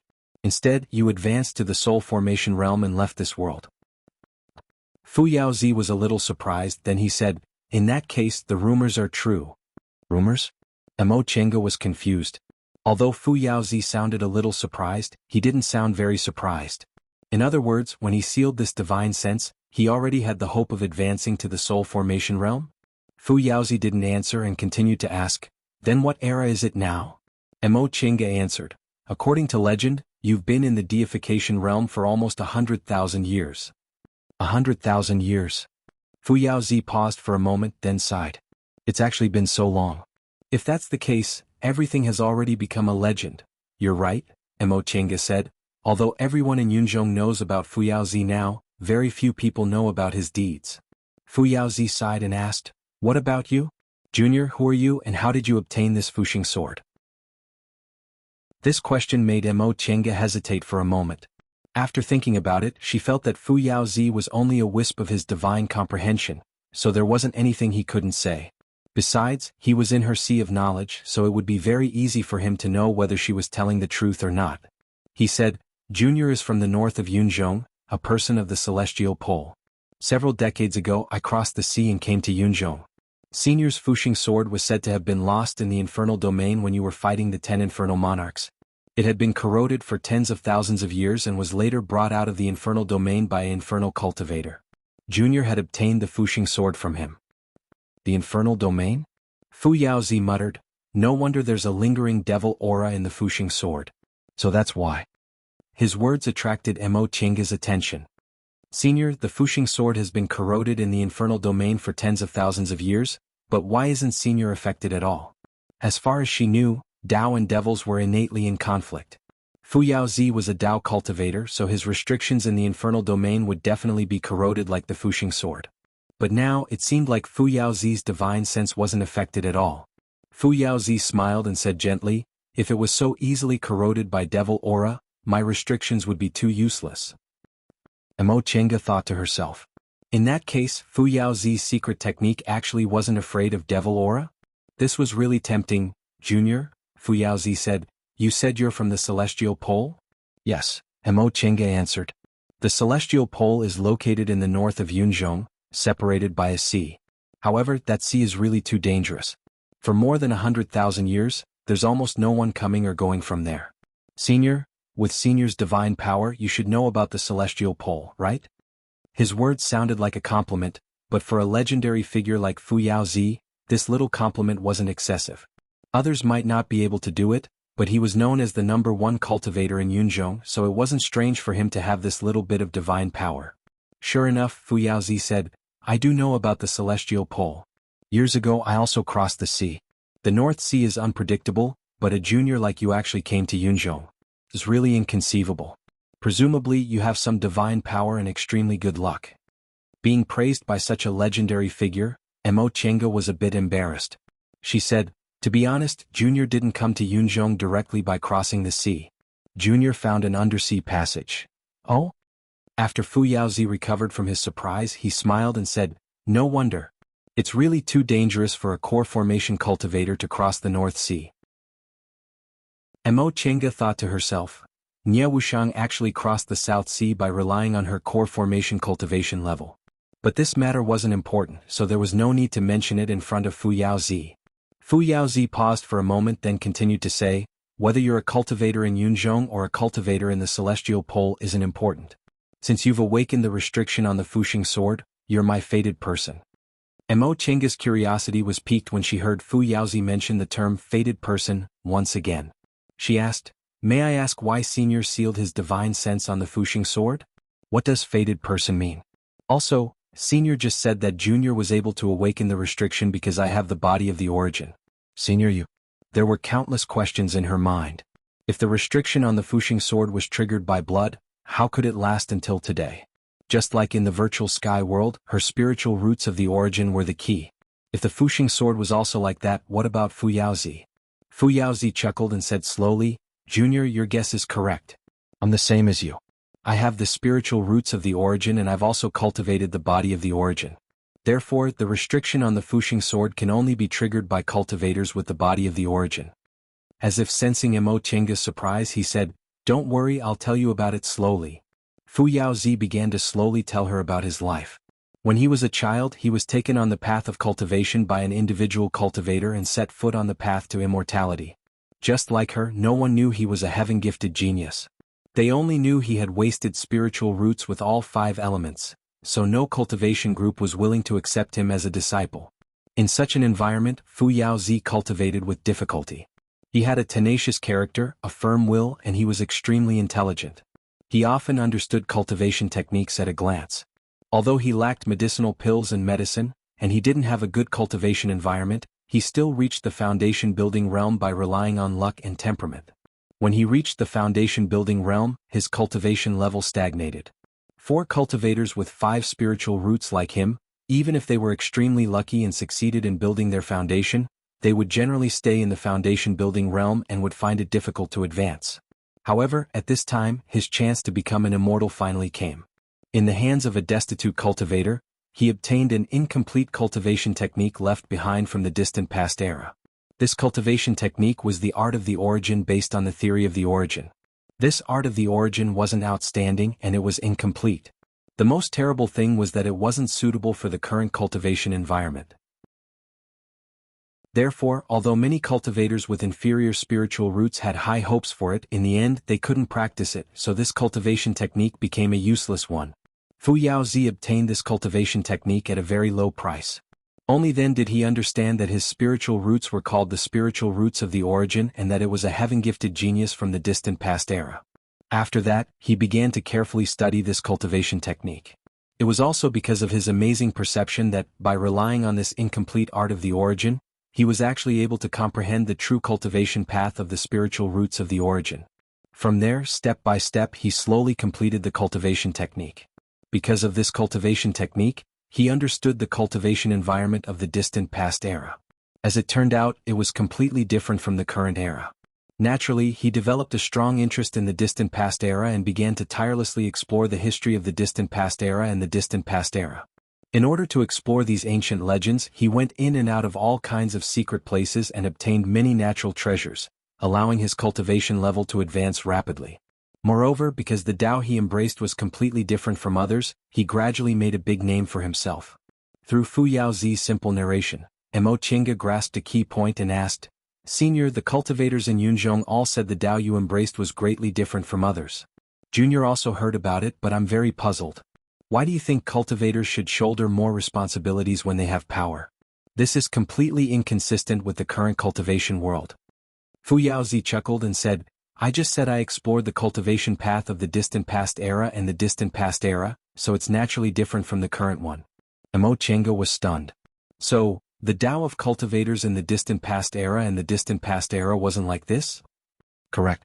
Fu Yaozi said, "To be exact, it's the Tao of the distant past era. In the distant past era, this kind of Tao has already declined, and in our era no one knows about it." At this point Fu Yaozi sighed. Back then, I didn't understand why there were no more cultivators who ascended to immortality in our current world. Was it simply because the spiritual aura wasn't strong enough? I don't think so. Later, as my cultivation level gradually increased, I came into contact with more and more secret places from the distant past era. Finally, I was sure it was related to Tao. Tao? Mo Qingge was shocked. Fei Fei once said the rules of the human world were different. Could it be the same as what Fu Yaozi said? If that was the case, wasn't the current cultivation world a deformed existence? Junior, you haven't reached the nascent soul realm yet, so you don't need to worry about this matter too much. After so many years, you're the only one who successfully triggered the restriction on the Fuxing sword, so you're my fated person. Let me ask you, are you willing to inherit my unfulfilled wish and continue the path I might not have finished? Mo Qingge took a deep breath. From what he said, Fu Yaozi seemed to be looking for a successor. If she agreed, would she be able to obtain this amazingly talented cultivator's inheritance? However, what did he mean by a path he might not have finished? As if sensing her confusion, Fu Yaozi said, "If you agree, you'll be my successor, and I'll teach you everything I've learned in my life. However, you have to promise me that you'll continue to explore the Tao of the distant past era and look for the truth of this cultivation world." Chapter 439. Fu Yaozi was said to be the #1 celestial cultivator in the clouds. He didn't belong to any sect, but he had a body full of amazing supernatural powers. He traveled through the clouds and fought against the 10 great demon monarchs alone without being at a disadvantage. In the end, he turned into a deity and left, becoming an eternal legend in the clouds. How many people would be able to resist such a temptation when such a person said, "Become my successor"? Even a demonic cultivator would be willing to cripple his cultivation and start from scratch, right? Mo Chenga had to admit that she couldn't withstand this kind of temptation, especially since Fu Yaozi also had spiritual roots of the origin like her. Although she already had a master, this was not a problem. Even though she inherited Fu Yaozi's legacy, Xianqing School was still her school, and Lord Daoist Jinghe was still her master. Senior, this junior is very willing to be your successor. Mo Chenga said cautiously, but what do you mean by finding the truth about the cultivation world? Ha! Fu Yaozi chuckled. What does the primordial era look like? Why did God leave the world? Why did demons, immortals, and demons have to be separated? Why were the primordial era and the ancient era destroyed? What was the difference between the righteousness of ancient times and the righteousness of today? Why had no one ascended after so many years? Is our method of cultivation really correct? He paused and asked, don't you want to know these questions? Mo Chenga was silent. Fu Yaozi's questions were all questions that she couldn't answer right now, and they weren't things that she could find the answers to in her current state. However, if one day she could form her nascent soul and reach the deification stage, then these would be the questions she would seek the answers to. Because at that time, she would have to pursue the true meaning of the world and find a way to ascend.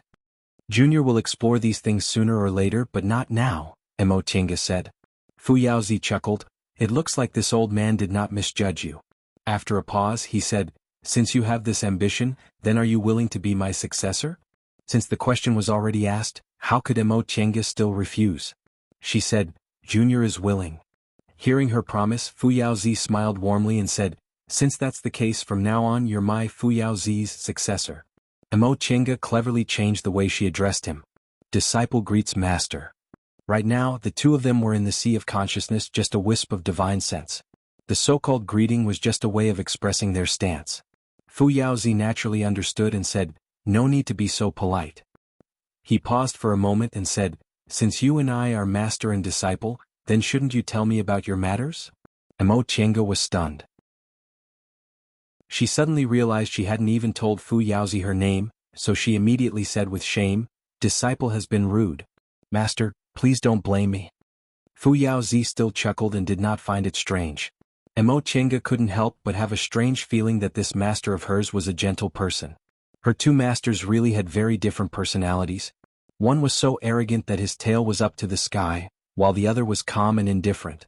Master, I will naturally report everything to you in full detail. However, can we change to another place? Fu Yaozi expressed his doubts. Mo Chenga hesitated. This is Disciple's Sea of Knowledge. Fu Yaozi paused for a moment and said, oh. The Sea of Knowledge was hidden behind the Dantian. It could be said to be a cultivator's most secretive and most vulnerable place. Even the closest master and disciple couple wouldn't let each other enter. Entering another person's Sea of Knowledge was indeed a cultivator's biggest taboo. Seeing that Fu Yaozi didn't answer immediately, Mo Chenga asked, could it be that master can only exist in Disciple's Sea of Knowledge? This wasn't impossible. After all, this wasn't Fu Yaozi's real body, it was only a wisp of his divine sense. That's not it. Fu Yaozi smiled and said, Master entered your Sea of Knowledge just to test you. Since you've already obtained my approval, of course you can leave. Mo Chenga breathed a sigh of relief. Although she had agreed to become Fu Yaozi's successor, there wasn't much master-disciple relationship between them. She instinctively felt uneasy letting him stay in her Sea of Knowledge like this. Master, then next, you don't need to say anything, Fu Yaozi said. I'll leave your Sea of Knowledge first. When the time comes, you'll naturally wake up when you're alone. Yes. After a while, Fu Yaozi's divine sense really slowly disappeared from her Sea of Knowledge. Mo Chenga immediately concealed her spirit and qi and entered a tranquil state. Whoosh. Suddenly, she heard the sound of a sharp weapon. Mo Chenga opened her eyes, saw the earth in front of her, and heard the whistling wind in her ears. She heaved a sigh of relief. She didn't enter her Sea of Knowledge on her own but was brought in by Fu Yaozi. This kind of feeling wasn't good. If she was trapped in her own Sea of Knowledge and couldn't come out, she would become a living dead person. How is it? Is there any problem? Fu Yaozi's voice came, but it was a bit more vague than in her Sea of Knowledge. Mo Chenga looked down and saw that the voice came from the Fuxing sword. She asked, Master, can you attach yourself to the sword? Of course. This sword was specially refined by me in order to store my divine sense. Fu Yaozi paused for a moment then said, Disciple, Master's divine sense has been triggered by you, but I'm not sure how long it can last. You'd better hurry up. Upon hearing this, Mo Chenga suddenly remembered that something like divine sense would dissipate one day after it left the body. Although some divine senses could be stored for a long time, they couldn't exist forever. She didn't dare to waste any more time and began to tell Fu Yaozi everything about her. Fu Yaozi asked very carefully. From the moment she stepped on the path of cultivation to when she traveled to Yunzhong, he asked about everything in detail, especially about the art of the origin. When he heard that Mo Chenga met 2 deification cultivators and obtained the art of the origin from there, he couldn't help but sigh at her good luck. Although many nascent soul cultivators knew about the existence of deification cultivators in this world, only a few of them had actually met one. For some reason, after cultivators reached the deification realm, they would choose to leave the world and no longer interact with the world. Perhaps their cultivation levels had reached the peak, so the things in this world could no longer attract them. Mo Chenga was indeed very lucky to be able to obtain the art of the origin bestowed by a deification cultivator. She wasn't like him, who only had an incomplete cultivation technique and had to go through untold hardships to explore secret places left behind from the distant past era before his cultivation level could advance step by step. He talked about it for a whole day. This was the first time Mo Chenga recalled her life so carefully. Now that she thought about it again, she had a different experience. It was as if she was watching other people's lives as an outsider. After he finished talking, the Fuxing sword fell silent. Mo Chenga waited for a long time, but Fu Yaozi didn't say anything. She couldn't help but feel a bit uneasy and called out, "Master?" And a faint voice came from the Fuxing sword. "Is there something wrong with what disciple experienced?" Fu Yaozi was silent for a while, then said, "That's not it.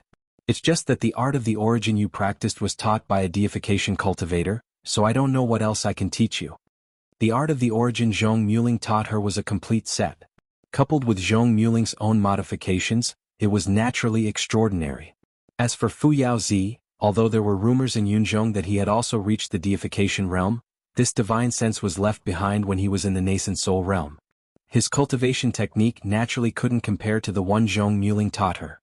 After a while, Fu Yaozi said, "That being the case, I won't teach you the art of the origin.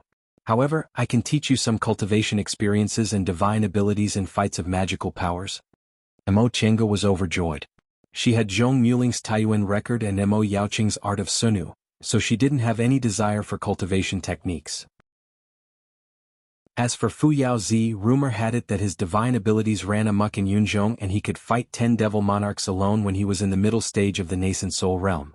If she could get his experience in fights of magical powers, her strength would definitely increase greatly. "Thank you, Master." "You don't have to thank me too early," Fu Yaozi said. Fu Yaozi said, "What I left behind is only a divine sense. My abilities aren't even half of my original bodies, so the things I can teach you are limited." Despite that, Mo Chenga wasn't disappointed. "Even if I can learn half of Master's divine abilities, I'll still benefit a lot. Besides, disciple doesn't think I'm a stupid person. I also have my own divine abilities. As long as I can master Master's divine abilities, my strength will naturally increase. If I only learn Master's divine abilities, I'll be at a disadvantage." Her words surprised Fu Yaozi, but he soon smiled and said, "You're really smart. Master is very pleased." After pondering for a while, Fu Yaozi said, "Your current cultivation level is only a step away from the peak stage of the core formation realm, but it's still not enough to advance to the nascent soul realm. During this period of time, Master will first help you reach the peak stage and stabilize your realm. After that, you can go to the Sea of Returning Ruins to find fated chances and enter the nascent soul realm in one go." The Sea of Returning Ruins? Upon hearing this, Mo Chenga couldn't help but recall the legend of the 5 saints. She couldn't help but ask, "Master, according to the rumor in Yunzhong, you and the other 4 seniors are collectively known as the 5 saints. Each of you passed down a treasure, which is the key to opening the secret place in the Sea of Returning Ruins, right? There are still people who know about this?" Fu Yaozi was a little surprised, but he soon said, "Yes, it's true. However, it's not as simple as the rumors say." Then, just as she was about to continue asking, Fu Yaozi interrupted her. "Let's talk about this later. When the time comes, Master will tell you. For now, you should improve your cultivation level. If you reach the peak stage of the core formation realm, with my help, you can go to the Sea of Returning Ruins." Mo Chenga swallowed the words she wanted to say and answered, "Yes. With the help of Fu Yaozi's divine sense, she would definitely be able to get a share of the secret place in the Sea of Returning Ruins, so there was no need to worry. Right now it was better to be obedient and improve her strength first.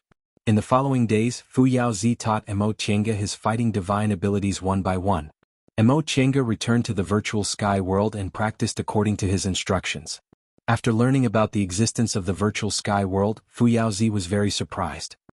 He repeatedly sighed at her heaven-defying fated chances. It was no wonder she had such a high cultivation level at such a young age. If he had such a fated chance back then, how could he have wasted so many years?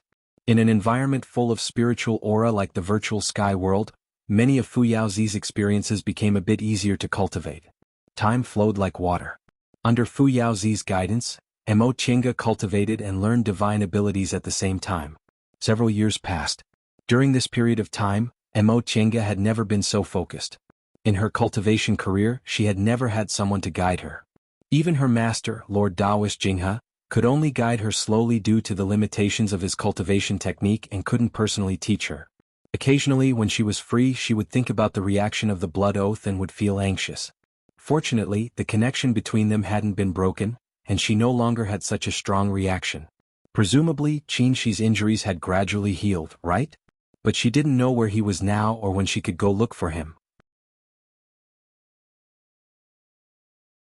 Chapter 440.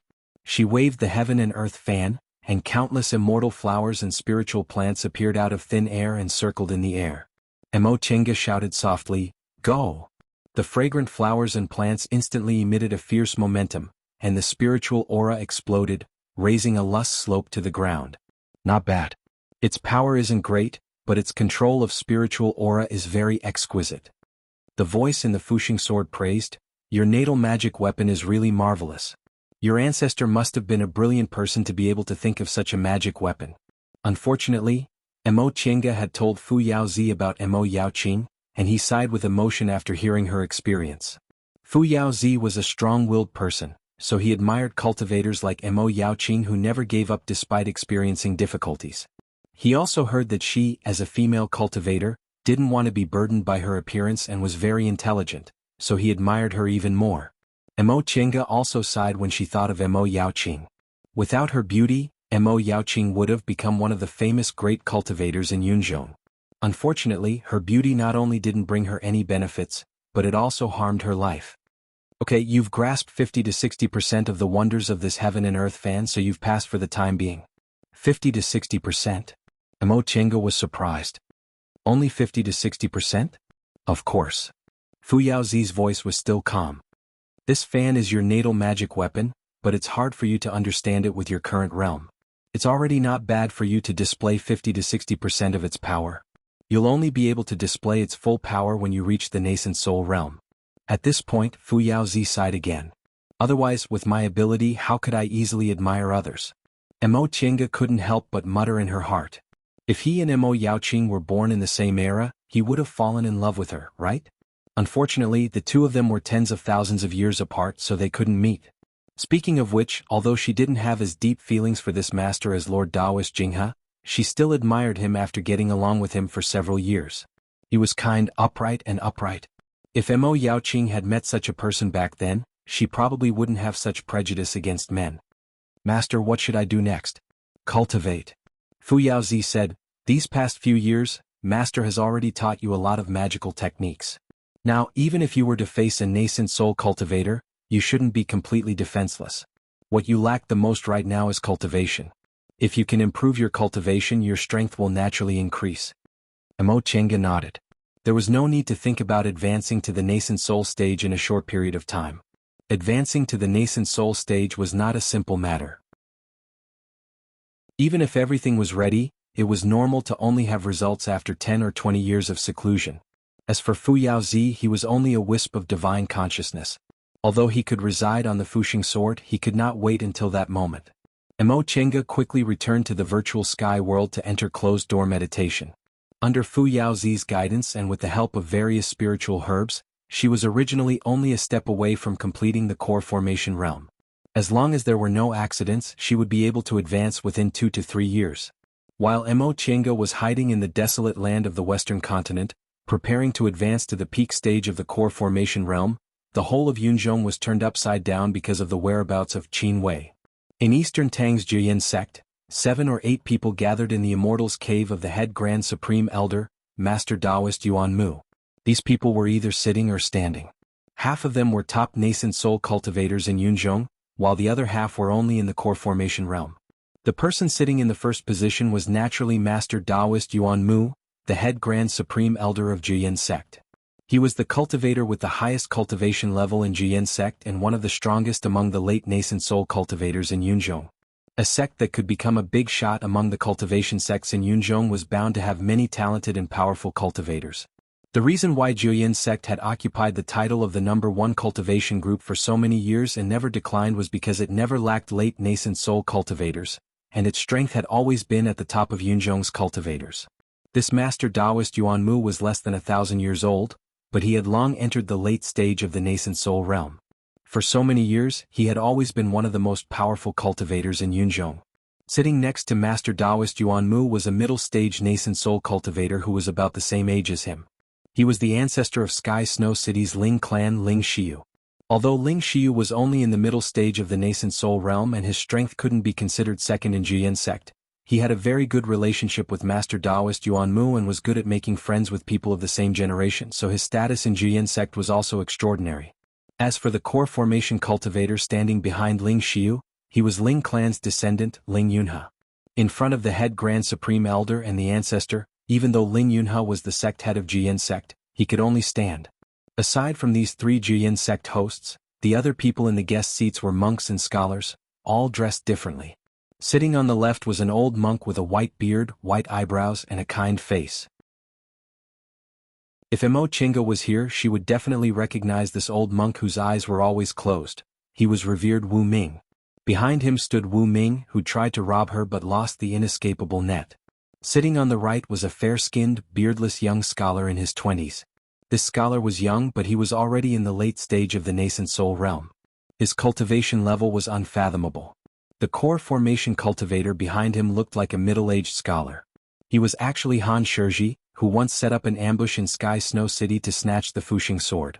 3 great late-stage nascent soul cultivators representing the 3 great cultivation factions of Taoism, Buddhism, and Confucianism were now gathered together. If outsiders found out about this, they would definitely turn pale with fright. You too. Master Taoist Yuan Mu was the first to break the silence. He looked at the monk and the scholar and said, "What should we do about this matter? Today we have to come up with a plan. You can't just not take a stand." Upon hearing this, the young scholar put down the teacup he'd been holding and said with a smile, "Brother Taoist Yuan Mu, our righteous path has always been the leader of your sect. Regarding this matter, Brother Taoist should naturally take the lead." Revered Wu Ming, who'd been smiling like the Maitreya Buddha, just nodded without saying anything. Seeing this situation, Master Taoist Yuan Mu secretly frowned. Logically speaking, with Jiyin sect's status in Yunzhong, he should have taken the lead and expressed his stance first. However, the attitude of these 2 old fellows made him unhappy. At a time like this, they just had to make him speak first. After pondering for a while, Master Taoist Yuan Mu finally opened his mouth. "Fellow Taoists, this matter is of great importance. It can be said that it affects the fortune of Yunzhong for 1,000 years. As the leaders of the 3 great factions of the righteous path, it's really not a good thing if we continue to make excuses. Why don't we tell each other about our plans and come up with a workable solution? What do you think?" Fellow Taoist Yuan Mu's words make sense. Revered Wu Ming was still smiling. He put his palms together and said, "Now that things have come to this, I'm sure none of our 3 sects are willing to give up this opportunity. If not for this, we wouldn't be sitting here together." The old monk's words finally made Master Taoist Yuan Mu feel a little better. He immediately said, "That's right. Since both of you have chosen to come to my Jiyin sect to discuss this matter, I believe that both of you have the intention to cooperate, right?" Hearing this, Revered Wu Ming uttered the name of Buddha and nodded slightly. Seeing this, Master Taoist Yuan Mu turned to the young scholar. "Mr. Yu, what about you?" "Naturally." The young scholar lightly waved the folding fan in his hand and said casually. On the surface, they had reached an intention to cooperate. Master Taoist Yuan Mu smiled. "Since both of you have the same idea as me, then there's an explanation for this matter." After a pause, he said, "Both of you know that if we want to open that mysterious space, just the items in the hands of our 3 sects aren't enough. We also need to find the heavenly demon tower and the supporting life sword." Revered Wu Ming nodded. The matter of the 5 saints was originally caused by the appearance of the heavenly demon tower. However, we still don't know whose hands the heavenly demon tower ended up in. What should we do? The young scholar surnamed Yu smiled faintly. The whereabouts of the heavenly demon tower is easy to deal with. Hearing this, Master Taoist Yuan Mu looked at him. What does Mr. Yu think? Scholar Yu said, no matter whose hands the heavenly demon tower ends up in, it still needs to be used together with the other 4 holy items in order to be effective. Since that's the case, we just need to gather all the other holy items together, and the owner of the heavenly demon tower will naturally appear. When he said this, everyone else couldn't help but nod. So, the most important thing for us now is to find the supporting life sword. Everyone knows about the supporting life sword. For the past 10 years, all the major forces in Yunzhong have been searching for the whereabouts of that female cultivator from the outer endless sea. It can be said that everyone has turned Yunzhong upside down, but this female cultivator seems to have disappeared without a trace. Under such circumstances, everyone thinks that it's very likely that this woman has left Yunzhong and returned to her hometown, right? That's right. Master Taoist Yuan Mu nodded. It's been more than 10 years and many forces in Yunzhong have been searching for her, but they actually haven't found a single clue. Unless this person isn't in Yunzhong, it's really hard to explain. But if we can't find the supporting life sword, we can't cooperate even if we want to. Scholar Yu's words caused everyone present to fall silent. None of the 5 holy items could be missing. This was the crux of the problem. Although the heavenly demon tower had disappeared decades ago, everyone knew that it must still be in Yunzhong. It was just that the person who obtained it didn't want to publicize it. But this supporting life sword, it was hard to say. Since Mr. Yu said so, you should have already thought of a countermeasure, right? Ling Xiu, who was sitting at the side, said. Scholar Yu still smiled faintly. He glanced at Ling Xiu and nodded lightly. That's right. I have indeed thought about this for a long time. Although I haven't thought of a definite solution, I have some ideas. Master Taoist Yuan Mu was delighted. Mr. Yu, please speak frankly. Scholar Yu said, everyone, do you really think that the female cultivator from the outer endless sea has left Yunzhong? Master Taoist Yuan Mu and revered Wu Ming were stunned. What did he mean by that? Scholar Yu continued, speaking of which, it's quite a coincidence. The juniors of our 3 sects have all seen this female cultivator with the surname Qin before, but none of us know her true origins. Am I right? Ling Yunhe and the other 2 involuntarily nodded. There was no need to talk about Ju Wu. He knew the least. Han Shizhi and Ling Yunhe had both conversed with her before, but even Ling Yunhe, who had gone through danger together with them, didn't know this female cultivator's true origins. Cultivators from the outer endless sea. The so-called outer endless sea refers to outside the inner endless sea of Yunzhong. Other than the islands far away in the depths of the sea, we, the people of Yunzhong, also call Yuan Province and Shaoyang the outer endless sea. When Scholar Yu said this, a thought flashed in Ling Yunhe's mind and he blurted out, Senior Yu means that this Qin Wei might be from Yuan Province or Shaoyang. Scholar Yu shook his head lightly. Not necessarily, but we can't rule out this possibility. Chapter 441. Mo Chenga opened her eyes, her face full of joy. She looked down at her hands, which were sparkling like jade and surrounded by spiritual aura. They were even richer than before. Fu Yaozi's praise came from the Fuxing sword. Not bad. In just 3 years you've reached the peak stage of the core formation realm, and your realm is stable. Sure enough, your aptitude is extraordinary. Mo Chenga withdrew her spiritual aura and said, if it weren't for Master's guidance, disciple wouldn't have reached the peak stage so smoothly. Fu Yaozi chuckled but didn't say anything. This wasn't a compliment. If it weren't for his guidance, with Mo Chenga's aptitude, it would have been almost impossible for her to advance so smoothly, even though it wouldn't have been a problem. During this advancement, she didn't waste any spiritual power or medicinal pills. With Fu Yaozi's experience and vision, he did the right thing at the right time and achieved the best result. Master, since I've reached the peak stage of the core formation realm, should we go to the Sea of Returning Ruins next? There's no hurry. Fu Yaozi said, before going to the Sea of Returning Ruins, you must prepare something that can restrain devil aura. Mo Chenga was stunned and puzzled. What?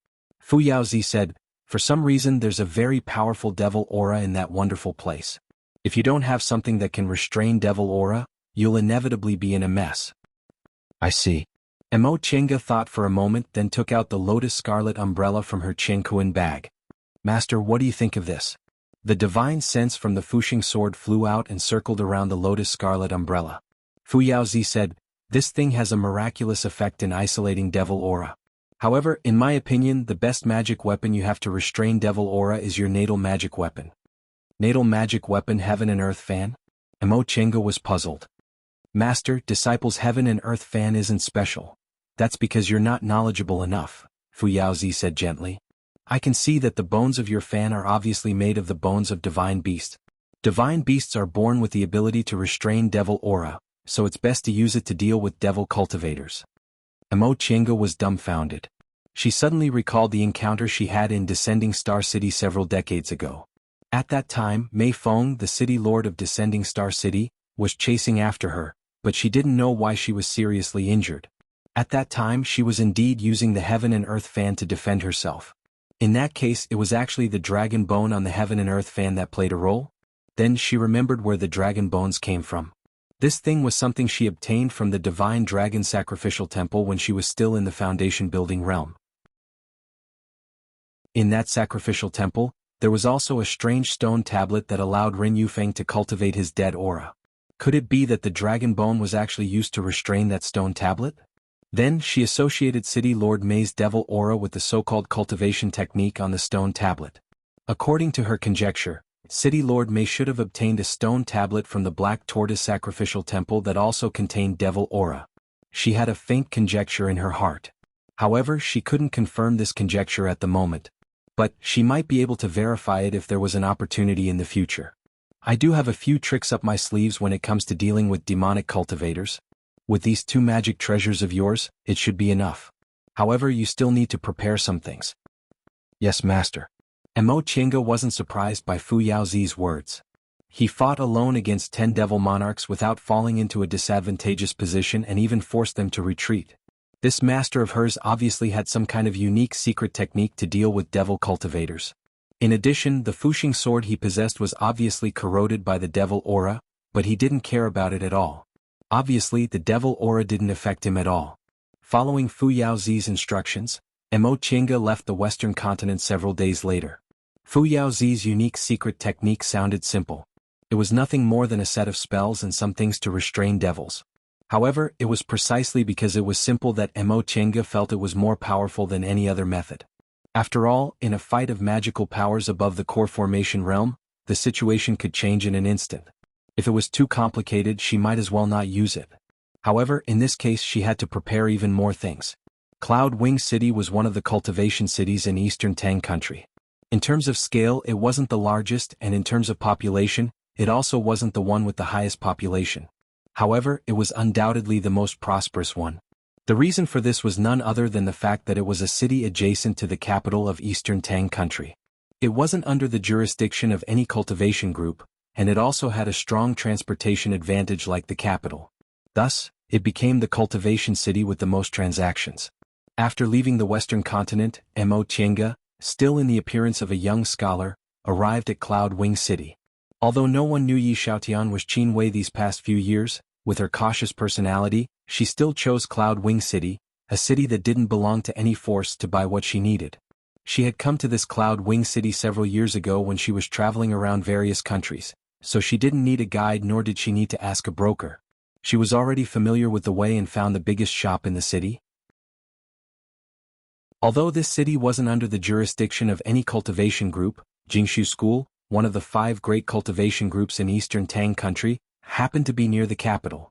Because of this, Jingshu School had a lot of disciples in Cloud Wing City, and its shops were also very big. For example, the shop Mo Chenga chose was opened by Jingshu School. "Welcome, senior." As soon as she stepped into the shop, a woman greeted her enthusiastically. Because of the founder of Jingshu School, they accepted a lot of female disciples. Therefore, most of the customers in this shop were women. Women were naturally attentive, so they were even more attentive when greeting customers. Because of this, Jingshu School's shop had always been very popular. It was almost always packed with people. However, Mo Chenga was a core formation cultivator, so she didn't need to squeeze with these people. She was directly invited to a private room upstairs and was received by a cultivator with a higher level. When she saw the female foundation building cultivator, Mo Chenga didn't say anything unnecessary. She directly took out a jade slip from her robe and threw it on the table. I wonder if your shop has these materials? The female cultivator took the jade slip and used her divine sense to study it. She then smiled and said, Senior, we have most of these materials in our shop so we can directly prepare them for you. As for a small portion that's relatively rare, if you trust us, Junior can also prepare them for you in 1 or 2 days. Emo Chenga nodded.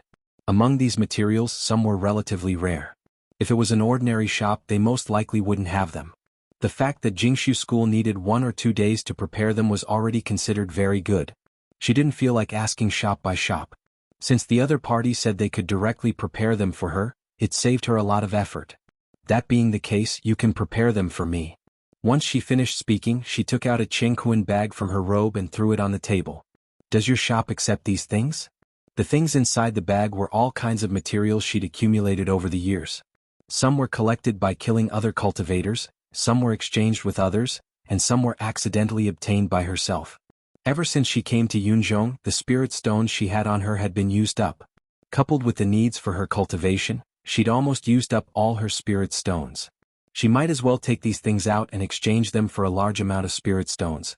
Sure enough, when the female cultivator opened the Qingquan bag, she was shocked to see the mountainous pile of things inside. There were tool refining materials, spiritual plants, medicinal pills, magic tools, magic weapons, as well as many demonic beast corpses and beast cores. Some weren't worth much, but some were very valuable. Based on her years of experience in managing the shop, not only would these things offset the materials this senior wanted to buy, but there would also be a lot of surplus. She could also see that these miscellaneous things must have been collected by many cultivators. It seemed this senior looked kind, but his methods were extraordinary. Perhaps many cultivators had died in his hands.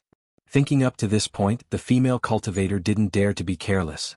She said respectfully, Senior, the value of these things is astonishing. Junior can't handle them all by myself. Please give me some time. Emo Chenga also knew that if she took out so many things, it would take the other party a lot of time just to calculate the value, so she didn't express any displeasure. She just nodded and said, Do what you need to do. Yes, please wait a moment, Senior. This female cultivator was quite efficient. A moment later, she returned with the other 2 foundation building cultivators. In front of Emo Chenga, they counted the things in the Qingquan bag one by one, estimated their value, and made a list. The results shocked Emo Chenga. Originally, she didn't care much about these things. Most of them were obtained from other cultivators, and she had already put away some of the more precious items. Even so, the final result was still hundreds of thousands of spirit stones. Several 100,000 spirit stones. This was the amount of money she'd been paying Shenqing School for several decades. She just realized she'd used up all her spirit stones, so she had no choice but to exchange these things for spirit stones. She didn't expect them to be worth so much money. However, she forgot that ever since she built her foundation, she never lacked spirit stones. Everything she obtained was directly thrown into the Qingquan bag. After more than 100 years of accumulation, many a little makes an ocean, and it became a terrifying number. Senior. After spending most of the day calculating the items, the female cultivator who called herself Lu Shaoqing handed the list to her. This is the specific value. Please take a look, Senior. Emo Chenga took the animal skin paper and glanced at it several times. These people were quite capable. Not only did they calculate the value, but they also divided the items into categories, making it clear at a glance.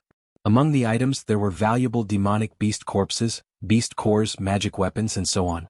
Their prices were slightly lower than the market price, but this was how shops received things, so the price given by Jingshu Pavilion could be considered fair.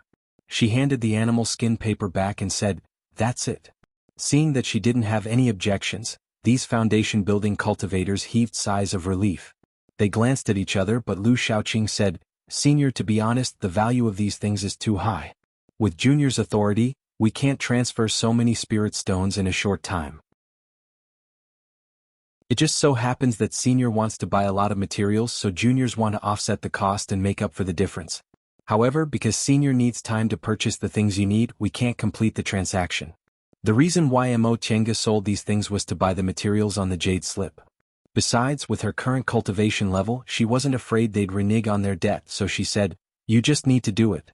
I'll be staying at Yushi Restaurant in the next few days. When you're done, send the things to Yushi Restaurant. Yes. Rest assured, Senior. If it's quick, it'll take 1 day. If it's slow, it'll take 2 days. Juniors will definitely do it for senior. Mo Chenga nodded. Without saying anything more, she stood up and left Jingshu Pavilion. After she left, the 3 foundation building cultivators of Jingshu Pavilion didn't move. Senior Marshal Sister Lu. One of the cultivators called out to Lu Xiaoqing with a hesitant expression. This senior sold so many things. Should we report this to the steward's hall? Lu Xiaoqing stared at the place where Mo Chenga disappeared. She was silent for a long time before she finally said, "No need to make a fuss. This senior has an extraordinary bearing, so he's probably a disciple of a big cultivation group. If there's something wrong with his background, he wouldn't sell them to us so casually. Besides, judging from the things he took out, not only is his cultivation level profound, but his methods are also extraordinary. We have to do our best." Yes. Lu Xiaoqing had a lot of prestige. After she said that, the other 2 foundation building cultivators didn't have the slightest objection. Right after the 3 of them said that, another high-level cultivator appeared at the top of the stairs. His formidable spiritual aura pressure made the 3 of them shift their gazes in an instant. Marshal Uncle Lu. The aura-refining disciple who led the guests called out timidly, "This senior." Although Lu Xiaoqing's cultivation level wasn't high, she'd been taking care of the sect's stores for a long time, so her experience was extraordinary. With a single glance, she could tell that the cultivator who just appeared was a nascent soul cultivator. She promptly went to greet him. "Senior, welcome to Jingshu Pavilion." Chapter 442. The appearance of a nascent soul cultivator made the second floor of Jingshu Pavilion quiet down all of a sudden. Even the customers who were previously talking in low voices stopped talking at the same time. Intentionally or unintentionally, their gazes landed on the new nascent soul cultivator. Although there were many nascent soul cultivators in Yunzhong, they weren't people they could casually meet. 8 or 9 out of 10 cultivators below the core formation realm had never seen a nascent soul cultivator in their entire lives. The nascent soul senior in front of them looked to be about 30 years old. He had a handsome face and a heroic spirit. However, although he looked young, his pitch-black hair was mixed with a few strands of white hair, adding a bit of vicissitudes to his appearance. But it was also because of this that his originally outstanding demeanor carried a sense of tiredness and loneliness, which attracted the gazes of others even more. "Senior, it's our honor to have you here at Jingshu Pavilion. Junior is Jingshu Pavilion's shopkeeper, Lu Xiaoqing. What can I do for senior?" Looking at this senior, Lu Xiaoqing's heart couldn't help but skip a beat. She had seen countless people and had seen many more handsome men in the cultivation world, but she had never seen such a figure. However, she didn't forget that this was a nascent soul senior. She immediately restrained her thoughts and respectfully invited him to a private room. The screen around the private room isolated them from other people's gazes. The other 2 foundation building cultivators had already taken away the goods they just traded. Lu Xiaoqing stood respectfully to the side, waiting for instructions. Cough cough. The nascent soul cultivator covered his mouth and coughed twice before speaking. "Do you have any medicinal pills for healing injuries in your shop?" Lu Xiaoqing was stunned, but she suddenly understood. This senior looked young, but he had white hair. As it turned out, he was injured. Although she had such guesses in her heart, she still answered respectfully, "Senior, our shop indeed has several medicinal pills for healing injuries. However, senior's cultivation level is at the nascent soul realm. Even if we have some inherited spiritual pills, they might be of no use to senior." The nascent soul cultivator nodded. He didn't seem surprised. He threw a jade slip and said, "Since that's the case, take a look and see if we have these materials." "Yes." Lu Xiaoqing picked up the jade slip and carefully read it. She then smiled and said, "What a coincidence. If senior had come earlier, we really wouldn't have some things. Coincidentally, a cultivator just sold us a lot of materials, among which were the spiritual plants and monster cores that senior needed." "Really?" This coincidence caused the nascent soul cultivator's eyebrows to arch up. However, that was all. He calmly asked, "Is the age enough?" "Our shop's appraiser has seen it. It should meet senior's requirements." Lu Xiaoqing paused and asked, "Junior will go get it now and show it to senior."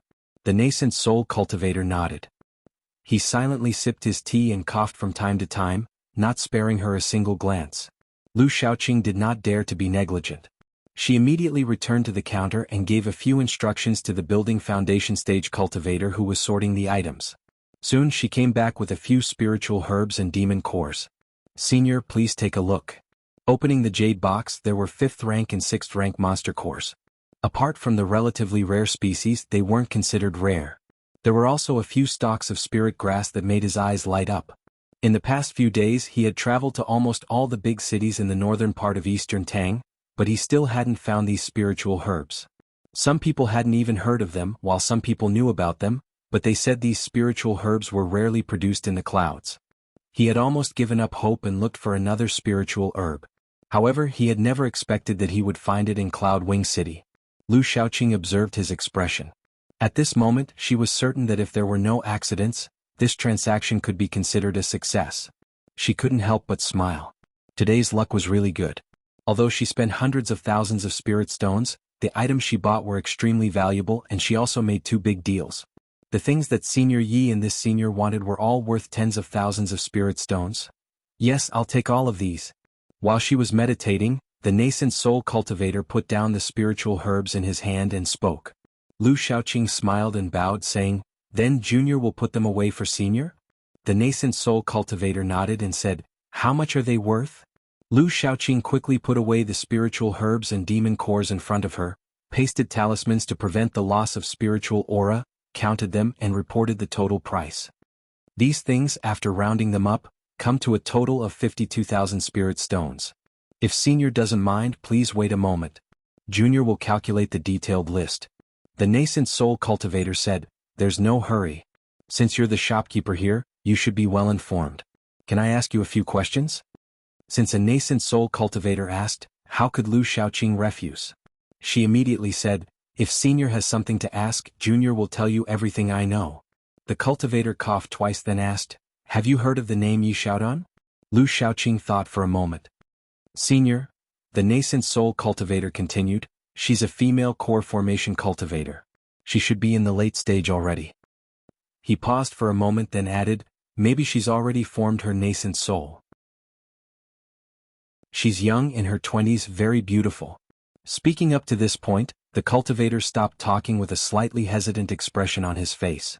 These descriptions really couldn't be considered characteristics. Among female core formation cultivators, many were in their 20s, young and beautiful. However, if he were to talk about their real characteristics, he felt that it wasn't enough. Sure enough, after Lu Shaoqing heard this, she was very hesitant. "Senior, what you said is really hard to distinguish. Moreover, should be in the late stage already, and maybe she's already formed her nascent soul were too vague.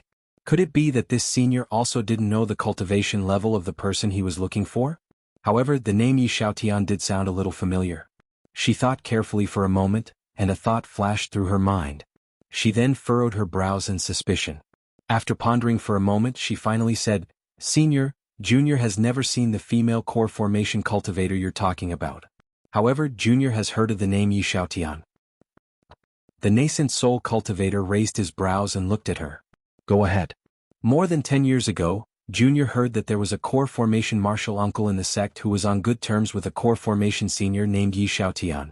That senior was very young, but his cultivation level was already in the late stage of the core formation realm. However, that senior was a male cultivator, not a female cultivator. After hearing this, the nascent soul cultivator remained silent. Lu Shaoqing waited for a while, but he didn't say anything. She couldn't help but call out, "Senior?" Upon hearing her voice, the nascent soul cultivator finally asked, "Then do you know where he went later?" Lu Shaoqing shook her head and said, "Junior doesn't know. I remember this matter only because Junior has been taking care of the shop for the sect for many years, so I've always paid attention to people and matters. If Senior wants to inquire about this Senior Ye's whereabouts, Junior can report to the sect on Senior's behalf." Upon hearing this, the cultivator nodded and said, "You can settle the bill for me first." "Yes." Lu Shaoqing respectfully withdrew from the room. There was no one else in the private room. The nascent soul cultivator pondered for a while, then took out an animal skin parchment from his bosom. There was a drawing of a young woman on the polished animal skin parchment. He was familiar with her appearance, but he'd never heard of her name. "Qinwei, Qinwei. Chenga, I know it's you, but the people in Yunzhong said Qinwei has been missing for more than 10 years. Where am I supposed to find you?" After leaving Jingshu School's shop, she didn't immediately go to Yushi Building to rest. Instead, she found another tool refining shop and entered it. Half a day later, she came out of the tool refining shop and spent a large amount of spirit stones. During her years in she found a stock of black iron core wood. If it was made into a boat, it was said to be able to withstand the gales and huge waves on the sea. Since she was going to returning ruin sea this time, she decided to refine this black iron core wood into a magic weapon first to increase her chances of success. However, her own tool refining technique really wasn't good enough, so she thought it would be better to ask someone else to refine it for her. Yunzhong was so big, so it wasn't difficult to find a tool refining master who could refine magic weapons. After all, black iron core wood was rare, so she couldn't afford to waste it. Fortunately, when she passed by Uni City in the past, she heard that there were several tool refining shops with good craftsmanship in the city. She found one with the best reputation and entrusted this matter to him. After that, she took care of some miscellaneous matters before returning to Yushi Building and asking for a quiet courtyard to stay.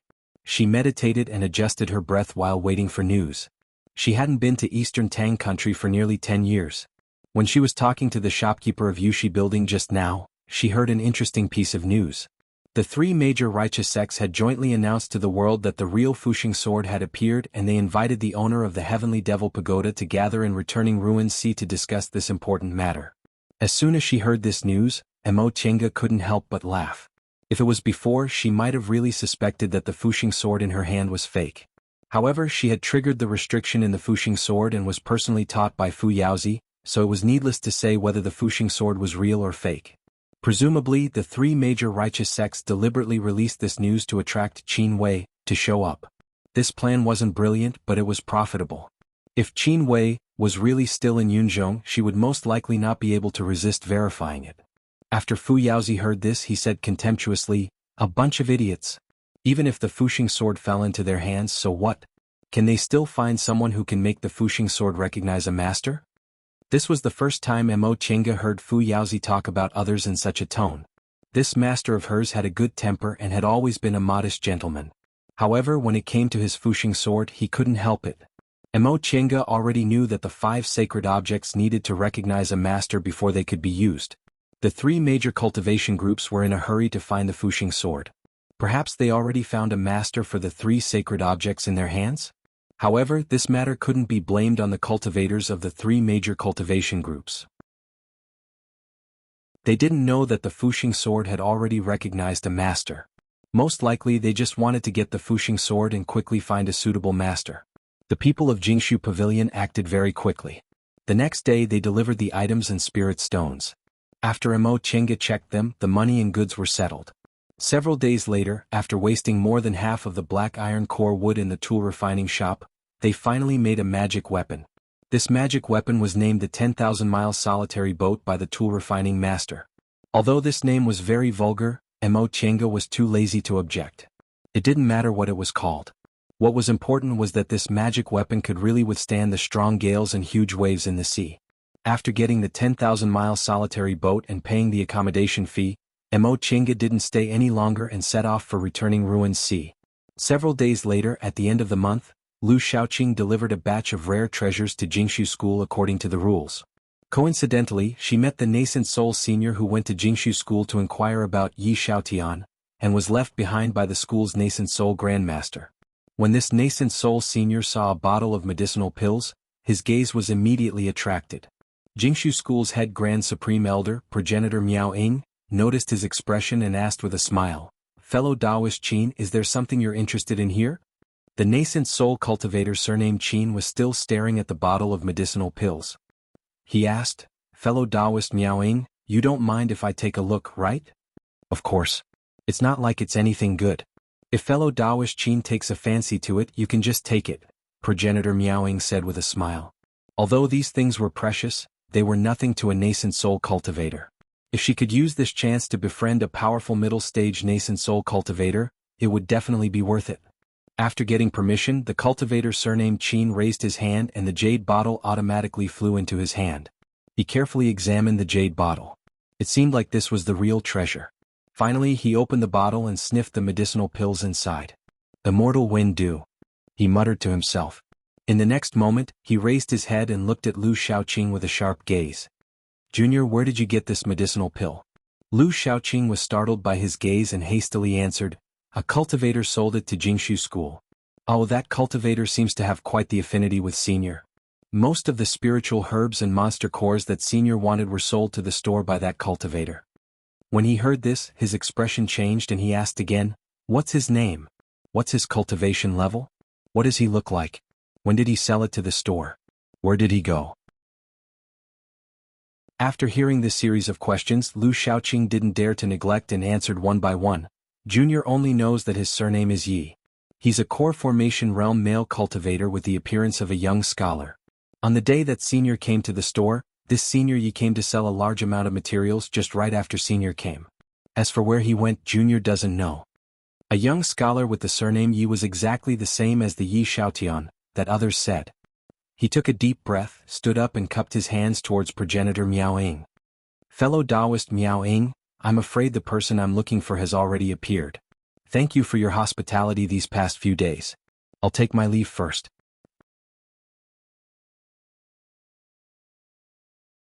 Chapter 443. A month later, on the coast of the Sea of Returning Ruins in the south of Yunzhong, a young scholar stood in the air, looking down at the island under his feet. The island wasn't big, only dozens of miles in circumference. Looking down from above, it looked like a green leaf, so it was called One Leaf Island. In terms of scale, One Leaf Island was pitifully small. Any town or city in eastern Tang had a bigger market than it. But in terms of scale, there was no market in Yunzhong that had a higher standard than One Leaf Island. On this island, core formation cultivators could be seen everywhere, and nascent soul cultivators often showed up. Even the merchants who took care of the shops were cultivators above the foundation building realm. The reason why there were so many high-grade cultivators gathered on this small island with very ordinary spiritual qi was due to its perfect geographical location. Cultivators in Yunzhong usually went to two places to hunt demonic beasts. One was the North Sea in the north, and the other was the Sea of Returning Ruins in the south. In the North Sea there happened to be a large island called North Pole Island. There were countless demonic beasts around it, ranging from low to high level, so a large number of aura refining and core formation cultivators gathered on North Pole Island to hunt beasts for a living, forming a huge beast core market. But the Sea of Returning Ruins was different. Its beast market wasn't big, and compared to North Pole Island, it was pitifully small. However, it was more famous among high-level cultivators than North Pole Island. This was because the sea beasts in the Sea of Returning Ruins were mostly in the 5th rank and above, and the corpses and beast cores produced by these demonic beasts were exactly what cultivators above the core formation realm needed. One Leaf Island happened to be located at an estuary of the Sea of Returning Ruins, so its location was excellent. Over time, cultivators who came to the Sea of Returning Ruins to hunt beasts formed a small but high-end beast market there. Emo Chenga stood in the air for a while, then asked, "Master, do you want to stay here? I'm afraid those late nascent soul cultivators are all gathered here, right?" The Fuxing sword let out a soft cry, and Fu Yaozi's voice came. "Go. You've made the Fuxing sword recognize you as its master. With me here, those cultivators can't do anything to you no matter how high their cultivation levels are." Emo Chenga hesitated for a moment, then believed him. After living together for several years, she and Fu Yaozi had developed a true master-disciple relationship. She believed that her master wouldn't be wrong. He landed at the edge of the One Leaf Island and registered himself at the entrance of the town under the name Yi Xiaotian. This One Leaf Island was indeed worthy of its reputation of having the highest standards. As soon as they entered the town, they saw many core formation cultivators walking back and forth on the streets. Many of them were foundation building cultivators who were hawking their wares and taking care of the shops. In other cultivator towns, there weren't many aura refining cultivators and mortals. Most of them were just doing odd jobs in the shops. Whether it was in the Celestial Pole or Yunzhong, she had never seen so many high-level cultivators gathered in one place. Moreover, among these high-level cultivators, there were often one or two nascent soul cultivators coming and going. One Leaf Island is still the same as before. Fu Yaozi sighed. Although he was shapeless and only had a wisp of divine sense left, his secret technique was astonishing. He could still sense everything around him. Emo Chenga smiled and said, "Master seems to be very familiar with One Leaf Island." Fu Yaozi said, "I'm not like you. Without the support of a sect, from the moment I stepped onto the path of immortality to the moment I formed my nascent soul, I've always been a rogue cultivator. The life of an individual cultivator isn't easy. When I was in the aura refining and foundation building realm, I was very down and out. After I formed my gold core, I often came to One Leaf Island to hunt demonic beasts, which made my life a lot better." Upon hearing this, Mo Chenga couldn't help but nod to show she understood. She had experienced the hardships she and second uncle went through in the past, so she was very touched by what Fu Yaozi said about being down and out and out. However, thinking about it this way, this master of hers was really amazing. With an incomplete art of the origin and no heaven-defying immortal fate, he grew from a down-and-out low-level cultivator to the #1 cultivator in Yunzhong. She didn't know how many hardships he had to go through to achieve this. "Master, should we go there and rest for a while before going out to sea?" "No," Fu Yaozi said, "you can't go out to sea alone." Mo Chenga was stunned. "What do you mean, master?" Fu Yaozi chuckled. "That place can only be opened if 5 keys are combined into one. What's the use of going there alone? We'll naturally wait for the others to go together." But Mo Chenga was full of questions. Even if her master was giving her ideas behind the scenes, she was only a core formation cultivator in the end. How could she compete with those late-stage nascent soul cultivators? Once the secret place was opened, not to mention benefits, she'd probably be eaten until not even her bones were left. "Don't worry," Fu Yaozi said faintly, "Master naturally won't let you suffer any losses." "Master, I can't not worry," Mo Chenga admitted calmly. "Although I have the Fuxing sword in my hand and Master as my backing, I'm only one person in the end. They also have holy objects in their hands. Not only are they powerful, but the forces behind them are also astonishing." Fu Yaozi smiled. "It's useless even if they have holy objects." What? Mo Chenga was puzzled. Fu Yaozi said, "To tell you the truth, among the so-called 5 saints, the other 4 have disciples to pass on their inheritance to, but Master doesn't. Therefore when Master sealed my divine sense, I did something. As for the other 4, I only sealed their divine sense and part of their secret technique. If a disciple obtained the key and passed on the secret technique to them, their divine sense would dissipate. Only Master's divine sense could exist for a long time." Mo Chenga once witnessed Wanderer Ziwei's method and was left an imprint in her sea of knowledge. Wanderer Ziwei was so talented that he sealed his divine sense for thousands of years. Even after being triggered, his divine sense wouldn't dissipate and could even continue to exist. Therefore she never doubted Fu Yaozi's method of sealing divine sense. After all, he was the legendary #1 person in Yunzhong. As for the other members of the 5 saints, she also thought the same. They were called the 5 saints, so even if the others were a bit weaker than her master, they shouldn't be too much weaker. Now that she heard Fu Yaozi's words, she realized her master's skill was a notch higher. With this thought in mind, Mo Chenga suddenly realized something inside. "Master, you're not as honest as you look." "What are you talking about?" Fu Yaozi reprimanded. "Although I consider myself an upright and above-board person, I'm not a person without schemes. Yes, from an individual cultivator without any foundation to the #1 cultivator in Yunzhong, no one could surpass him for more than 100,000 years. How could this master of hers be completely upright and pure?" With this thought she felt a lot more at ease. Now that she was relieved, she also became interested in the market square of this one-leaf island. Just as she was about to take a stroll, she suddenly felt a powerful divine sense stopping on her. She immediately looked up and saw a cultivator in his 50s sitting by the window on the 2nd floor of a restaurant. He was dressed like a wealthy man from the secular world and was staring at her with a sharp gaze. This person's spiritual aura pressure was strong, but he was a nascent soul cultivator. For a moment, Mo Chenga couldn't figure out what this cultivator meant, but she had Fu Yaozi by her side, so she didn't show any fear. Instead, she smiled at him and cupped her hands to show her respect to this senior.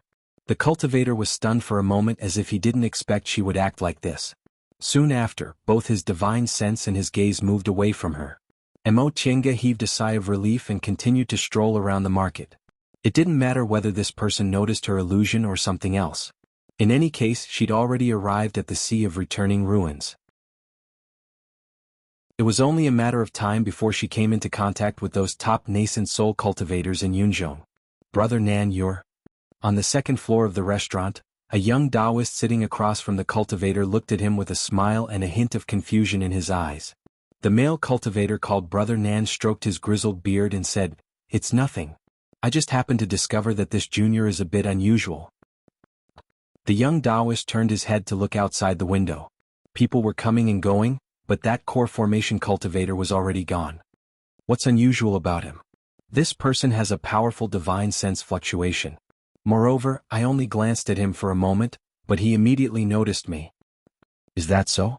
The young Taoist swept his gaze across the street and said with a meaningful smile, "Recently, One Leaf Island has been really lively. Not only did all those old monsters come into being, but the juniors in the core formation realm are also so outstanding." The cultivator surnamed Nan also smiled. He leisurely held his wine cup and took a sip. "Brother Rui, based on our many years of friendship, how about you give me a hint? What's your 5 Elements Valley planning to do this time?" "A hint?" The young Taoist rubbed his nose and looked at the person in front of him with a faint smile. "What's there to be a hint? Our 5 Elements Valley strength is inferior. We're just here to watch the fun and take advantage of the situation. On the other hand, Brother Nan, your Dansha sect brought a lot of people this time." "Ha!"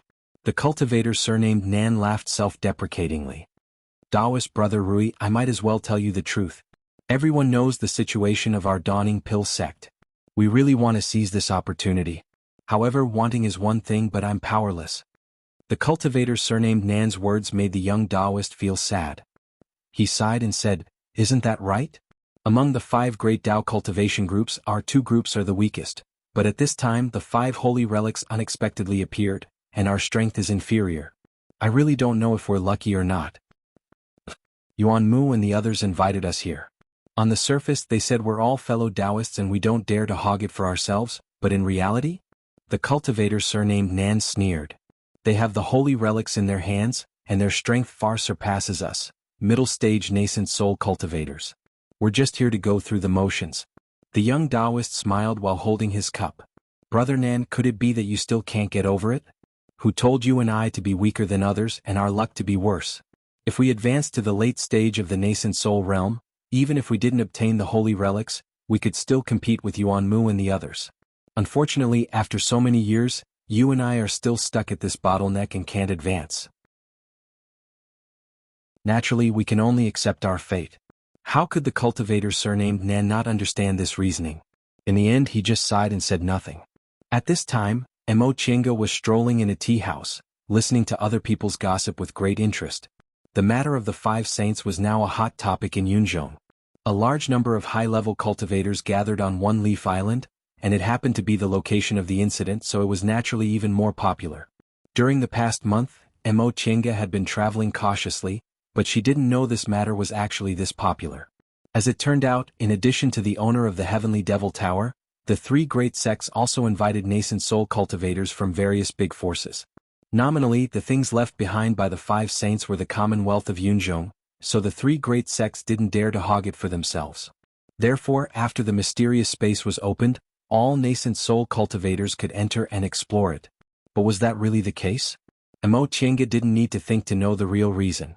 Now, the matter of the 5 saints had spread throughout Yunzhong, and it was no longer a secret only a few high-level cultivators knew.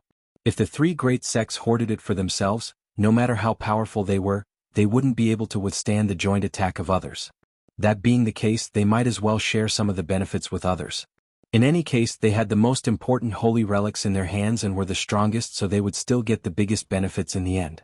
But even though the nascent soul cultivators understood this reason, they still rushed to One Leaf Island like a flock of ducks.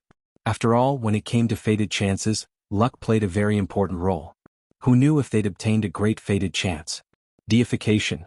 This was a temptation that nascent soul cultivators at the top of the cultivation world couldn't resist. Driven by benefits, they advanced wave after wave.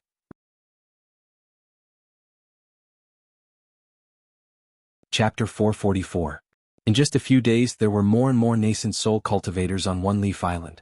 Nascent soul cultivators who used to only see 1 or 2 nascent soul cultivators swaggered through the market square now, and many of them were in the middle stage or higher. This gave Mo Chinga more pleasure. She asked for a room facing the street in an inn. When she had nothing to do, she leaned against the window and counted the nascent soul cultivators passing by. She discussed with Fu Yaozi with great interest their cultivation levels, sects, and approximate cultivation techniques. This rare childishness unexpectedly aroused Fu Yaozi's interest, and he enthusiastically discussed with her every day. In the beginning, Mo Chinga thought her master had been trapped inside the Fuxing sword for too long, so she was very interested in everything in the world.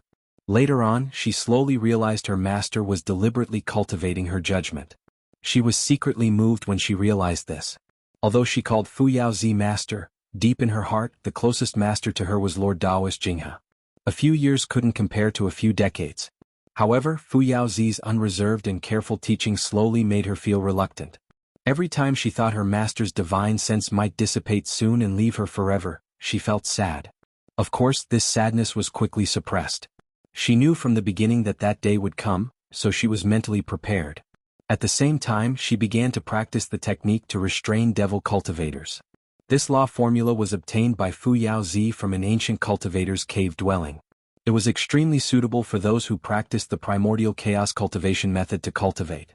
With Fu Yaozi's personal guidance, she was able to avoid any detours and cultivate at a rapid pace.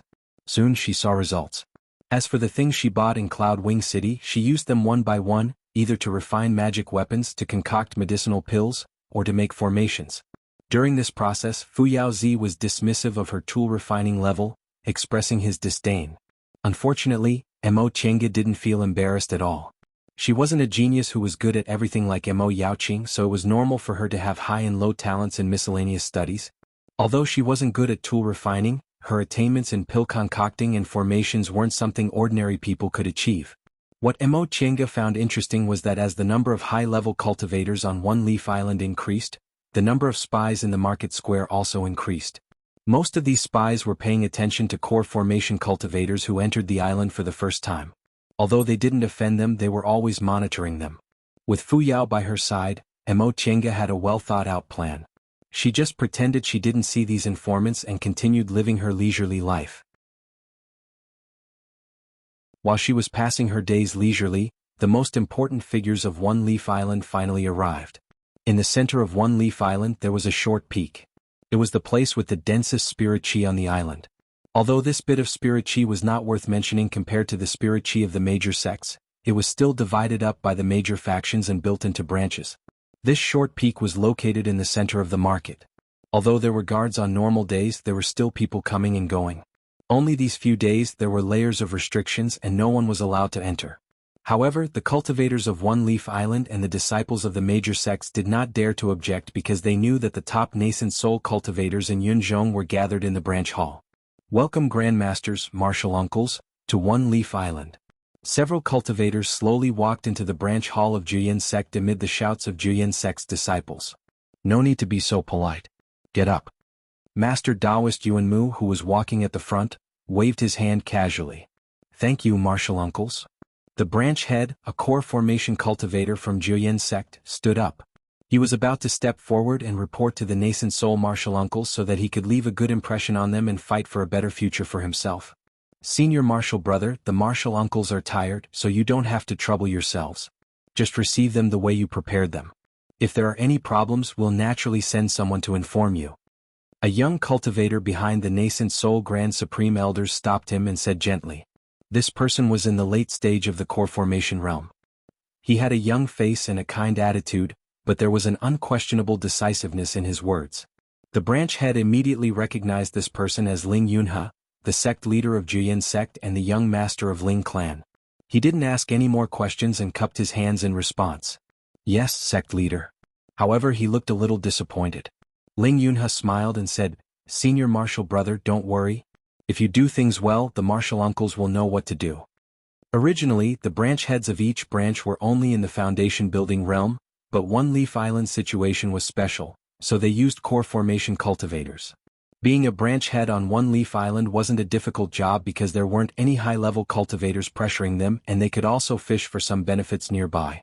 However, for core formation cultivators, the spirit veins on One Leaf Island were really lacking, and they couldn't focus on cultivation like they did in the sect. The gains didn't make up for the losses. Therefore, the branch leaders of the One Leaf Island were mostly old cultivators in the core formation stage who did not have any background. Now that they had such a grand event, they all wanted to show their faces in front of the Grand Elders in the nascent soul stage and win their favor so that they could be transferred back to the headquarters and get some benefits. That was what this branch head was thinking, but unfortunately he was interrupted by Ling Yunhe. He was still feeling unhappy, but when he heard what Ling Yunhe said and thought about how Ling Yunhe, the sect head, comforted him like this, he felt much better. Thus he politely agreed and went to do his work. After all the unrelated people left, Master Taoist Yuanmu asked, Brat, where's the person you arranged? He didn't mention his name, but everyone knew this was what the nascent soul ancestors called Ling Yunhe. Ling Yunhe stepped forward and said, Martial Uncle Yumu, please wait a moment. Martial Nephew has already informed him to come. Master Taoist Yuanmu nodded. Without saying anything else, he turned around and started chatting with his junior martial brothers. Before long, a foundation-building cultivator walked in respectfully. Disciple Ling Yixuan greets grandmasters. Master Taoist Yuanmu was a bit surprised to see this person. He didn't expect the person Ling Yunhe sent to handle such an important matter would actually be a foundation-building cultivator. However, this Ling brat had always handled matters appropriately, so he didn't think too much about it. He raised his hand and said, "No need to be so polite." When Ling Yixuan stood up, Ling Yunhe asked, "Xiaoshun, how's the matter going?" Ling Yixuan respectfully lowered his head. He then took out a jade slip from his robe and answered, "Reporting to grandmasters and martial uncles, this is the list of core formation cultivators who recently came to One Leaf Island. Disciple has already ordered people to investigate them." Ling Yunhe took the jade slip, then presented it to the nascent soul elders. The nascent soul elders looked at it one by one before returning it to him. Ling Yunhe looked through it, then asked, "Did you personally check on all these people?" Reporting to martial uncle sect head, Disciple has. The movements of all suspicious people are all within my grasp, so I can invite them at any time. Ling Yunhe nodded with satisfaction, then turned around to report to the several elders in the hall. "Martial uncles, should we immediately invite them?" Master Taoist Yuanmu didn't answer. Instead, he glanced at his junior martial brothers. Ling Xiu showed a faint smile, then said, "It's better to do it sooner rather than later." Master Taoist Yuanmu nodded, then glanced at Ling Yunhe. Ling Yunhe understood and left the branch hall with Ling Yixuan. After she finished cultivating for the day, Mo Qiange went out for a stroll. She exchanged a large number of spirit stones from Cloud Wing City, and One Leaf Island was the most high-end market in Yunzhong, targeting core formation cultivators. How could she let go of this opportunity? When she was free, she went out for a walk and bought some precious things which might come in handy in the future. Even if she didn't have any use for them, it would still be good to bring them back to the celestial pole. After she finished strolling in the market, she returned to the inn. Before she entered her room, the Fuxing sword on her back suddenly let out a cry.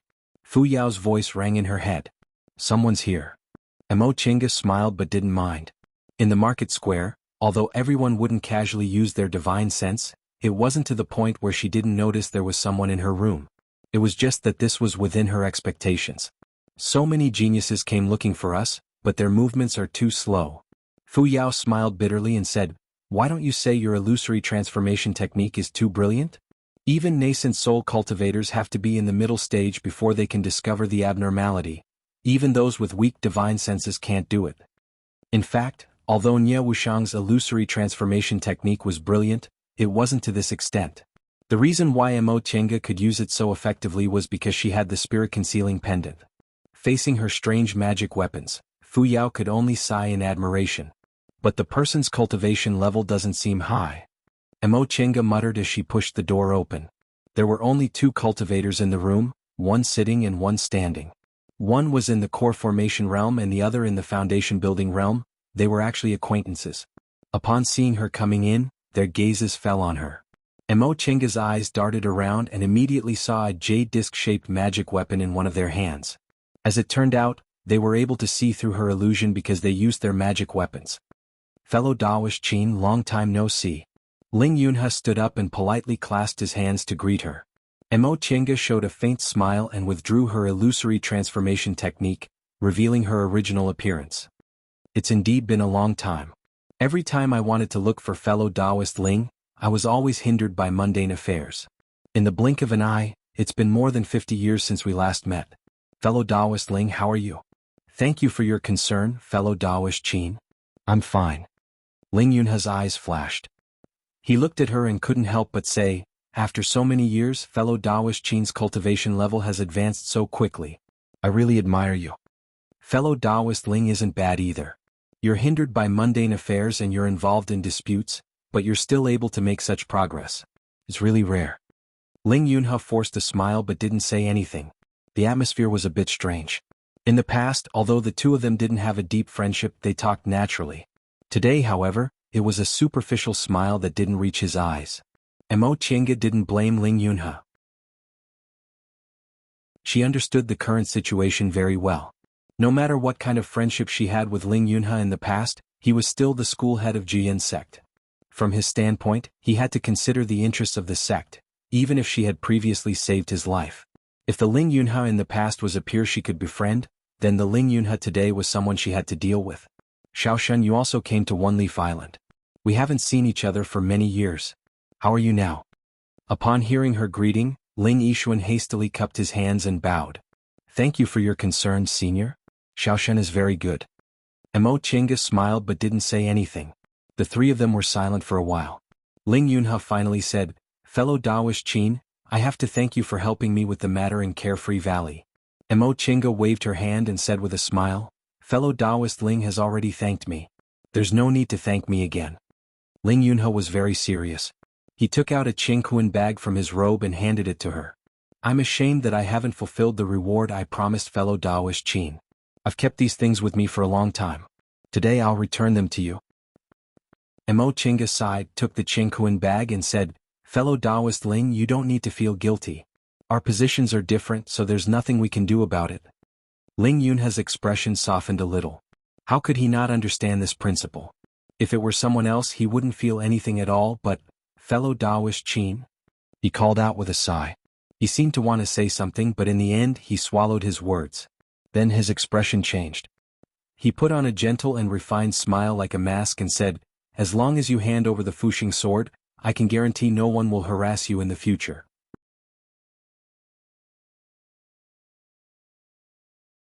Chapter 445. Mo Qingge looked very calm and had a smile on her face. She didn't show any anger or helplessness from being threatened. This made Ling Yunhe feel he seemed to have missed something important, but he couldn't figure it out no matter how hard he thought. Fellow Daoist Ling, Mo Qingge said, I'm sorry but I can't do it. Ling Yunhe widened his eyes. Why? He thought she was a smart person and wouldn't refuse to hand over something she shouldn't covet, no matter how precious it was. Since she could hand over the inescapable net, why couldn't she hand over the Fuxing sword? He took a deep breath and advised her cautiously, Fellow Daoist Qin, you have to think about it carefully. You're alone, so how can you fight against so many nascent soul cultivators? If you hand it over, I can talk to the ancestors and give you some benefits to compensate for your loss. Mo Qingge smiled then heaved a sigh. This time, although she was standing on the opposite side of Ling Yunhe, he still remembered their old friendship, which moved her a bit. Fellow Daoist Ling, I can't hand it over because the Fuxing sword has recognized me as its master. Ling Yunhe stared at her for a long time before he found his voice again. Recognized you as its master? You've made the Fuxing sword recognize you as its master? Yes. Mo Qingge looked at him calmly. So, take me to see those seniors. I think they'll be very happy to see me. After Jian sect, the nascent soul cultivators of Yu Mountain Academy and Huayan Temple also arrived. In addition to Scholar Yu, there were also several nascent soul cultivators from Yu Mountain Academy and Baifu Mountain. Of course, most of these nascent soul cultivators were in the early stage.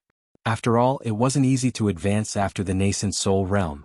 In terms of numbers, the three groups had about the same number of nascent soul cultivators, but in terms of cultivation level, Jian sect was undoubtedly the first. In addition to Master Daoist Yuan Mu, there was also an iron-faced Daoist who was also in the late stage of the nascent soul realm. The others were all in the middle stage of the nascent soul realm. Realizing this, Scholar Yu and revered Wu Ming couldn't help but curse silently. That old man Yuan Mu was truly cunning. He had 2 late-stage cultivators and several mid-stage cultivators.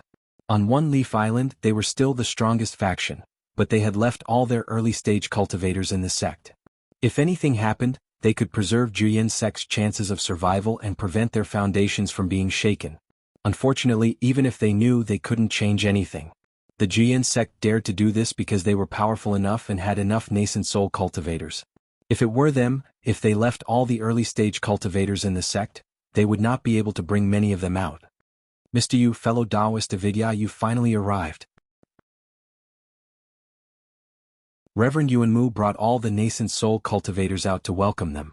Scholar Yu and revered Wu Ming returned the greeting, and the 3 parties only entered after exchanging pleasantries. After all the cultivators had taken their seats and exchanged greetings, Scholar Yu went straight to the point. Fellow Daoist Yuan Mu, has the master of the Heavenly Devil Tower appeared? Yuan Mu Jinren said, there's news already but we don't know his identity yet. That person sent a message saying that he will come as promised. That's good. Scholar Yu tapped the folding fan in his hand, looking rather pleased with himself. Revered Wu Ming smiled and said, Mr. Yu's foresight is truly marvelous. The matter regarding the Heavenly Devil Tower was indeed correct, but I wonder how's the Fuxing sword? Master Yuanmu Jinren was about to shake his head when he suddenly sensed something with his divine sense. He frowned and said, We'll know in a moment. Standing outside the reception room of the Juyin sect's branch hall, Ling Yunhe took a deep breath then looked at Mo Tiange. Fellow Daoist Qin please. Mo Tiange smiled. She didn't stand on ceremony and took the lead to enter. Staring at her back, Ling Yunhe's expression was complicated, but he also followed her inside. As soon as she entered the reception room, countless gazes fell on her. Among them were 4 late-stage nascent soul cultivators and about 10 middle-stage and early-stage cultivators. This was Mo Tiange's first time seeing so many nascent soul cultivators gathered in one place. These cultivators' powerful spiritual aura pressure enveloped her, either intentionally or unintentionally. If she was an ordinary core formation cultivator, under the gazes and spiritual aura pressure of so many nascent soul cultivators, she'd probably break out in a cold sweat and lose her will. However, she was already in the peak stage of the core formation realm and her soul refining art was successful, so she wasn't afraid of the spiritual aura pressure of nascent soul cultivators. Of course, there were so many of them and there were even quite a few late-stage nascent soul cultivators among them, so she still felt very uncomfortable. Celestial Pole Cultivator Mo Tiange greets seniors.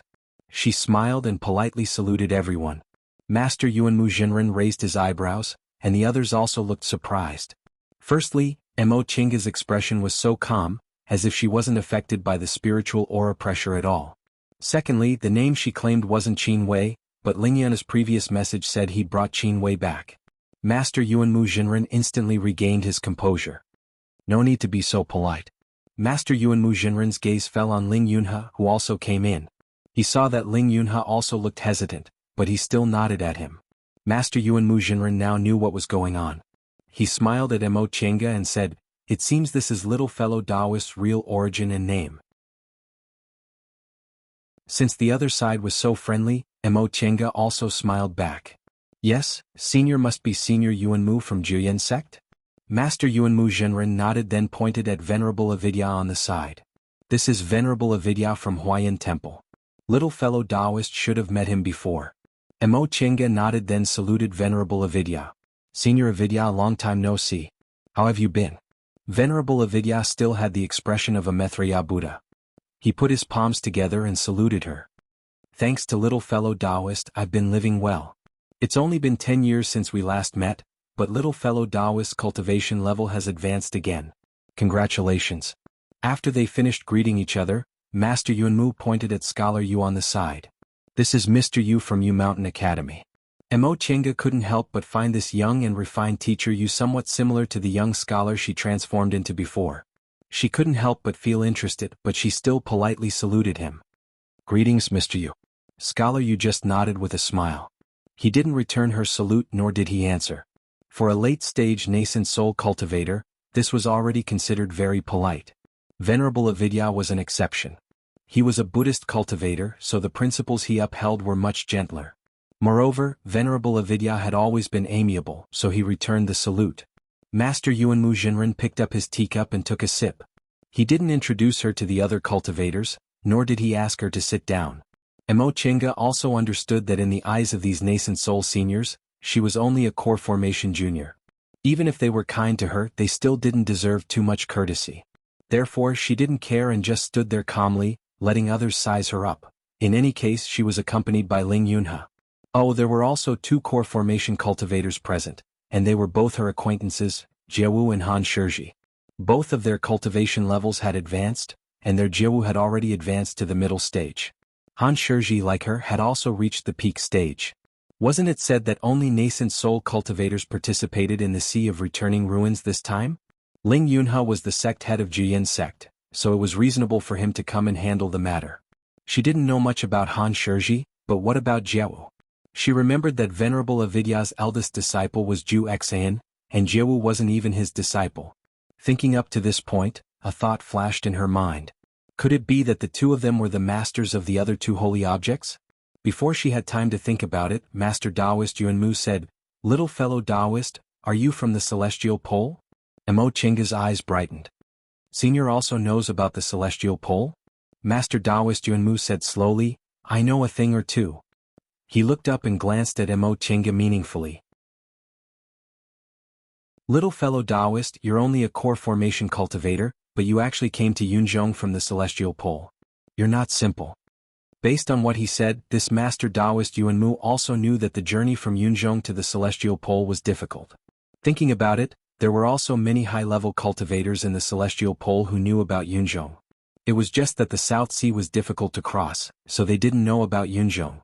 Junior was just lucky, that's all. Master Taoist Yuanmu didn't want to talk about this topic. In the next second, he stared at Mo Chinga with a fierce gaze, and his spiritual aura pressure rose sharply. I heard little fellow Taoist isn't willing to hand over the Fuxing sword?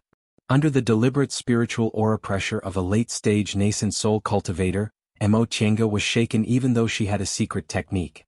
However, she quickly recovered and said calmly, correct. Now that things have come to this, even if Junior hands over the Fuxing sword, it'll be useless to seniors. Master Taoist Yuanmu withdrew his spiritual aura pressure and said faintly, little fellow Taoist, please tell me. Upon seeing his expression, Mo Chinga thought in her heart that this Master Taoist Yuanmu was worthy of being the real head of Juyin sect. Since he already knew she wasn't willing to hand over the Fuxing sword, Ling Yunhe must have told him the reason, but he insisted on listening to her say it in person. In this way her momentum was stolen and she was at a disadvantage. However, she didn't care. I won't hide it from Senior. Junior has already recognized the Fuxing sword as its master, so I can't give it to Senior, Mo Chinga said faintly. Once she said that, Master Taoist Yuanmu didn't react, but the others were shocked. Venerable Avidya even opened his eyes. Only then did Mo Chinga realize that this Venerable Avidya wasn't blind. Junior. Scholar Yu closed the folding fan in his hand and asked with a calm expression, that Fuxing sword actually recognized you as its master? Correct. Mo Chinga stared at this late-stage nascent soul cultivator and said, Junior not only recognized the Fuxing sword as its master, but I also obtained Senior Fu Yaozi's inheritance. Upon hearing this, the expression of Master Taoist Yuanmu, who had always been very calm, changed greatly. He glared at her and said, you obtained Fu Yaozi's inheritance? He said this very loudly. He indeed had the demeanor of a cultivator who had lost his vitality. But no one cared about it now because everyone's reaction was the same as Master Taoist Yuanmu's. Mo Chinga, on the other hand, was in a very good mood. She ignored the many nascent soul cultivators' ugly expressions and said with a smile, correct. Speaking of which, Senior Fu Yaozi is worthy of being the #1 cultivator in Yunzhong. His divine sense has been sealed for several tens of thousands of years, but it actually still exists for so long. In the past few years, Junior obtained Senior Fu Yaozi's pointers and gained a lot. Clang, Mo Chinga keenly heard a light noise. Right after that, a nascent soul cultivator abruptly stood up with a magic weapon in his hand and shouted, Senior Martial Brother Yumu, why are you being polite to this Junior? Does she, a mere core formation cultivator, want to take a share of our fated chances? I'd like to see what she can do if she loses her life. Impudent. Master Taoist Yuanmu shouted, glaring at that Juyin sect cultivator. Do you think you can casually recognize a 5 Saints item as its master? The nascent soul cultivator was stunned after being reprimanded. If we kill her, won't the Fuxing sword become a masterless item again? Idiot. Master Taoist Yuanmu couldn't care less about the fact that there were outsiders in front of him. He glared fiercely at that person and said, sit down. The nascent soul cultivator reluctantly sat down, but his ferocious gaze was still fixed on Mo Chinga. Mo Chinga, on the other hand, just smiled, looking completely unaffected. Hee hee. While the others were furious, revered Wu Ming laughed and said, it seems little fellow Taoist came prepared, but I wonder if you have enough bargaining chips? Mo Chinga's gaze wandered as she asked with a smile, the method to open the mysterious space, the specific path, the key points to pay attention to, and even the method to obtain the immortal fate. I wonder if that's enough.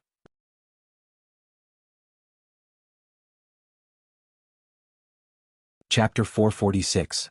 After a long time, Master Taoist Yuanmu took a deep breath and stared at Mo Chinga seriously. Junior, other holy objects also have owners, and you're not the only one who knows how to open the mysterious space.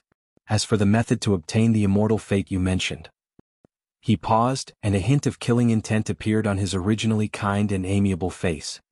As long as I search your soul and turn you into a puppet, it won't affect the Fushing sword's recognition of its master. Mo Chinga was still smiling and didn't even blink. Junior doesn't dare to say that Senior is wrong, but what Senior wants to know, even if you search my soul, it'll be useless. Master Taoist Yuanmu stared at her. Mo Chinga didn't say anything and looked calm. In the next moment, the expressions of several nascent soul cultivators suddenly changed. There was a strong fluctuation of divine sense in the air. Scholar Yu held his folding fan and frowned. This divine sense, with his cultivation level in the late stage of the nascent soul realm, it wasn't difficult for him to feel that this divine sense wasn't complete, but the hidden power of wind and thunder was something even he couldn't ignore. This divine sense appeared in a flash and then slowly disappeared into the sword on Mo Chinga's back. Seniors, this is Junior's real bargaining chip. Mo Chinga cupped her hands at the crowd and said slowly. Maybe it was because her attitude was respectful, at least to save face for these nascent soul cultivators, or maybe it was because her bargaining chip was so amazing that they had to consider compromising. In the end, these nascent soul cultivators didn't say anything. Even the irascible cultivators who clamored to kill Mo Chinga were silent. Master Taoist Yuanmu looked to the side. Revered Wu Ming was still smiling with his eyes closed, seemingly not ready to express his opinion. Scholar Yu looked gloomy, but in the end he sighed silently. Master Taoist Yuanmu withdrew his gaze and finally said, "Little fellow Taoist, what do you want? Please speak frankly." His voice was very calm, as if he had accepted this result. Fu Yaozi, the #1 cultivator in Yunzhong, was unrivaled for more than 100,000 years. His existence was already a legend. Even though he only had a trace of divine sense left, even though these people were already in the late stage of the nascent soul realm, they were still afraid of his prestige. Mo Chinga wasn't surprised by this result.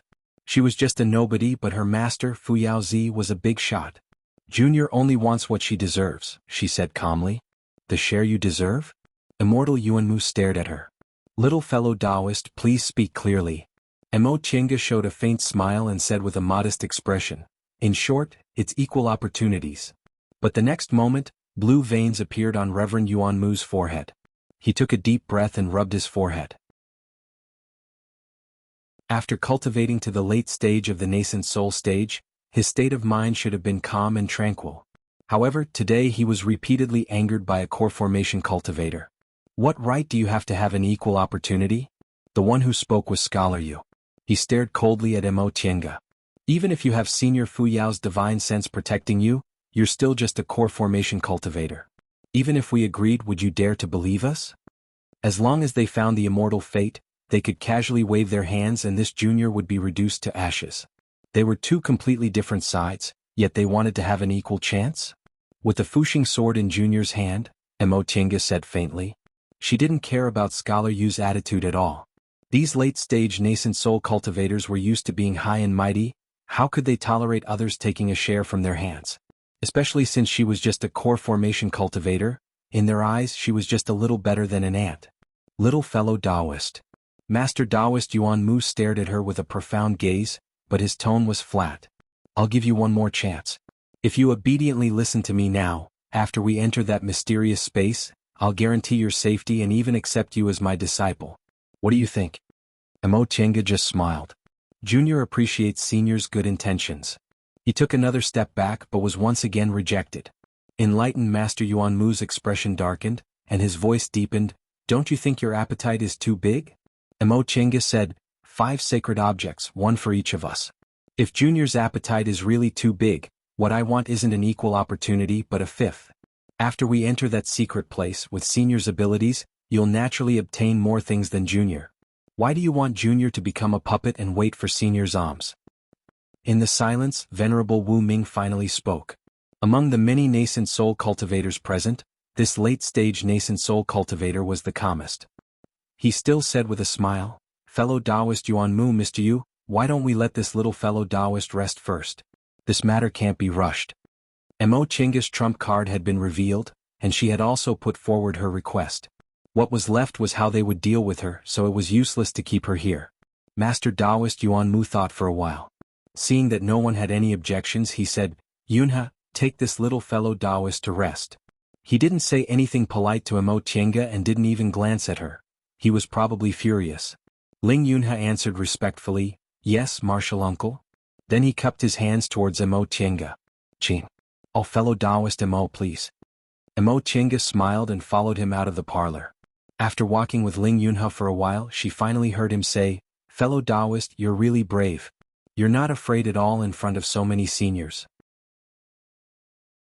Mo Tiange just smiled. "I have no other choice." Ling Yunhe was silent for a while, then suddenly said, "Fellow Taoist Qin, do you not trust me?" Mo Tiange was puzzled. "What do you mean, fellow Taoist Ling?"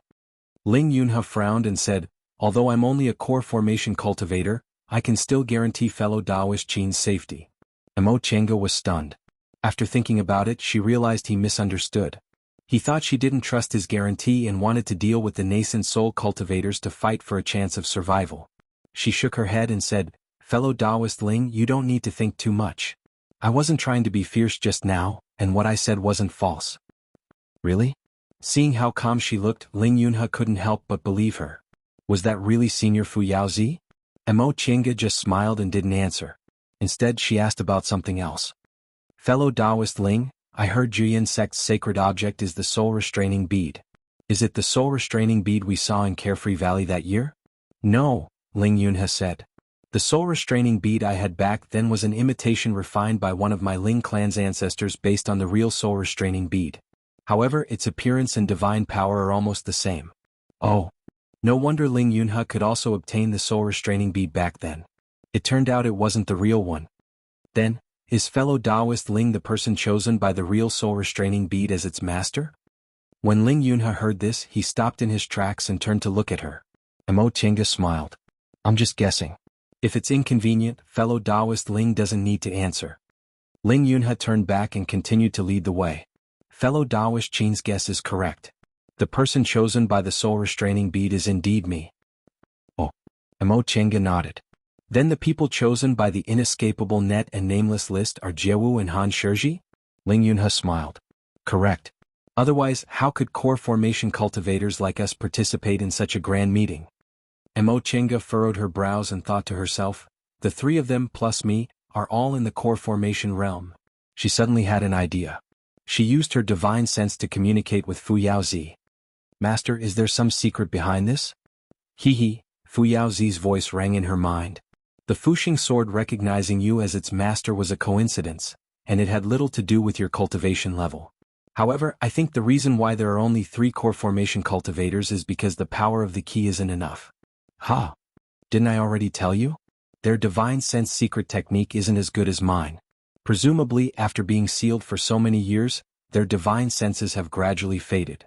If the power of the chosen nascent soul cultivators isn't enough, they can only choose core formation cultivators. So, the other holy artifacts can choose whoever they want to recognize as their master. Then they can also change people at will?" "It's not that simple," Fu Yaozi said. "Although the conditions for them to recognize a master aren't as strict as mine, they aren't that casual either. Moreover, because their divine sense secret technique isn't strong enough, their holy artifacts can only recognize a master once, so I'm certain they don't dare to take risks." Mo Tiange understood a little. In short, this master of hers was too scheming. "Master, your Fuxing sword needs people with spiritual roots of the origin to recognize it as its master.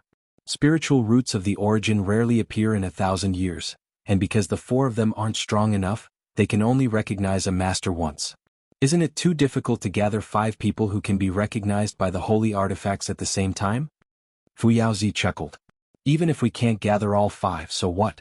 The reason I played these tricks was because I wanted to leave behind an inheritance for myself. Even if the mysterious space in the Sea of Returning Ruins never opens again, what does it have to do with us?" Mo Tiange secretly wiped her sweat. In any case, he was only a wisp of divine sense now, and his true body had long advanced to the deification realm, so it really didn't have anything to do with him. As for the other 4 saints, she didn't know where they went. It was nothing more than leaving a fated chance for the younger generation. If they couldn't obtain it in the end, they probably wouldn't care. However, the living nascent soul cultivators certainly wouldn't care. In the living room, the nascent soul cultivators were silent, and all of them had ugly expressions on their faces. After a long time, Ling Xiu asked, "Senior Martial Brother Yunmu, is there really no other way? Although Senior Fu Yaozi is the #1 cultivator in Yunzhong, He's still a person from 100,000 years ago, and now he only has a bit of divine sense left. Master Taoist Yuanmu held his teacup and didn't move for a long time. At that moment he sighed and said, "How could it be that simple?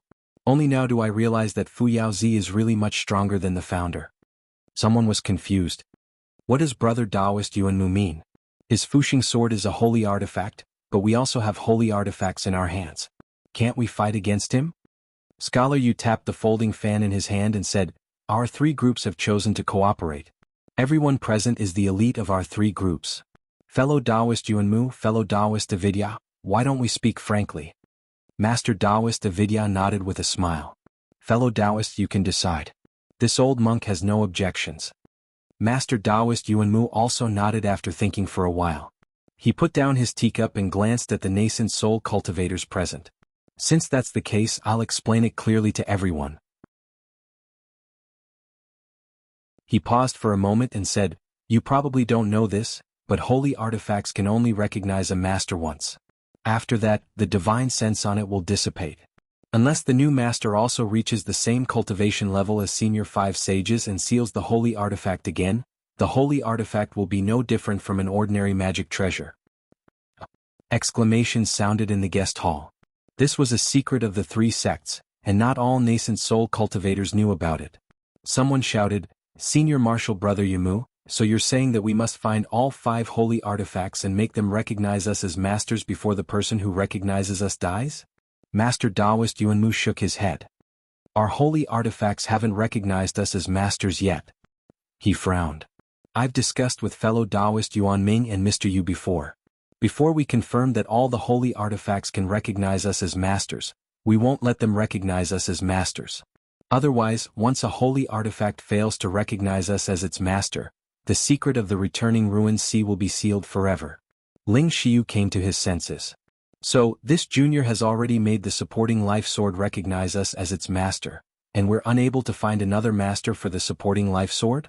"That's right. This is the reason why the 3 of us have our hands tied." Scholar Yu's expression was gloomy. If this junior didn't know this, how could she be so arrogant?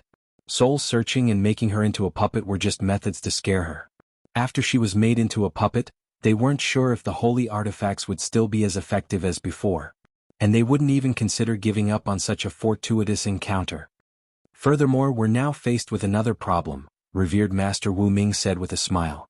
"We still can't be sure if the Heavenly Demon Tower has someone who can recognize us as its master." After a moment of silence, someone gritted his teeth. "If the secret land of the returning ruined sea can never be opened because of this junior, I'll definitely crush her bones and scatter her ashes."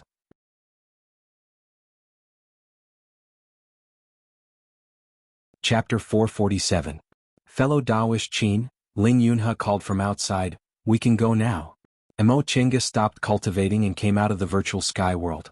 This Ling Yunhe already knew her real name, but he stubbornly called her Fellow Taoist Qin, saying he was used to it and didn't want to change it. She shook her head, put away the restrictions in the room and walked out of the door. Ling Yunhe was actually a good person. If it weren't for their positions they could be friends, but it was unlikely for now. She made up her mind to return to the celestial pole as soon as this matter was over. Unless her strength increased greatly in the future, she would never set foot in Yunzhong again. After offending so many nascent soul cultivators, it was better to stay away from them. However, she didn't think she was greedy. What she wanted was nothing more than a chance to enter the mysterious space of the Sea of Returning Ruins to look for fated chances. As for these nascent soul cultivators, as long as she obediently played the role of a key, they might just kill her with a wave of their hands after she lost her usefulness. As for what Master Taoist Yuanmu said about accepting her as a disciple, not to mention that she had a master, even if she really entered Juyin sect, they wouldn't train her like they did with Ling Yunhe. They would most likely give her some random things to send her away. Besides, she had the virtual sky world, so how could ordinary treasures be rare? Fated chances were the only thing she wanted. Fated chances? It was this word that thoroughly offended these nascent soul cultivators. Fated chances weren't endless. She had the Fuxing sword, so her chances of getting fated chances were greater than others. If she got the key fated chances, others wouldn't. But why should she give up the chance she got? Although she didn't have enough cultivation level, unfortunately she had the Fuxing sword that they didn't have. "Fellow Taoist Ling, don't we have to wait anymore?" Ling Yunhe said, There's news about the demonic tower, so there's no need to wait. The seniors have announced the time, so those nascent soul cultivators will naturally rush to the secret place before it opens. Emo Chenga nodded to show she understood. This kind of opportunity was hard to come by, so she naturally didn't want to miss it. Following Ling Yunhe, she met those nascent soul cultivators again. After a few days, these nascent soul cultivators had calmed down. Their gazes towards her were no longer angry but very cold. Seeing her coming, Master Taoist Yunmu said, "Okay, let's go." The other cultivators responded one after another, each using their own means and stepping on their flying treasures. Ling Yunhe, Han Shizhi, and Ju Wu were brought along by their respective masters. Seeing as no one was paying attention to her, Emo Chenga also waved her sleeves.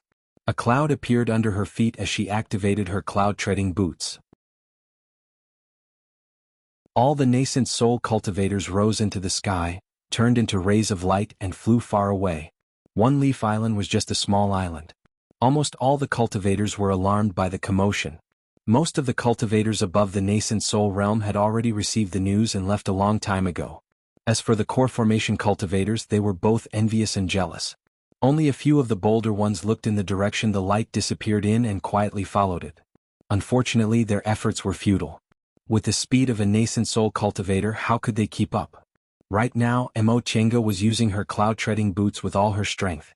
She even took out the land-shrinking ruler to increase her speed. However, it was still too difficult to keep up with these nascent soul cultivators. If it weren't for the fact that they hadn't used their full strength, she would have been left behind long ago. Emo Chenga smiled bitterly in her heart. Why were these nascent soul cultivators so narrow-minded? They'd obviously agreed to her conditions, but they still had to watch her embarrass herself. In fact, these nascent soul cultivators were secretly surprised to see her barely keeping up with the group. Some of them even thought that since this female cultivator dared to discuss conditions with them, nascent soul cultivators, she really had some skills. They also remembered that her cultivation level was already in the peak stage of the core formation realm. As long as she had a fated chance, she could enter the nascent soul realm. At that time, she would be on the same level as them. With that in mind, those early-stage nascent soul cultivators no longer looked down on her. Emo Chenga had a hard time keeping up with them. The result of using all her strength was that her spiritual aura was draining too fast. She had no choice but to keep a high-grade restorative panacea in her mouth at all times. Despite that, she was still slowly being left behind. After flying for a while, Revered Avidya suddenly said, "Little fellow Taoist, let this old monk lend you a hand."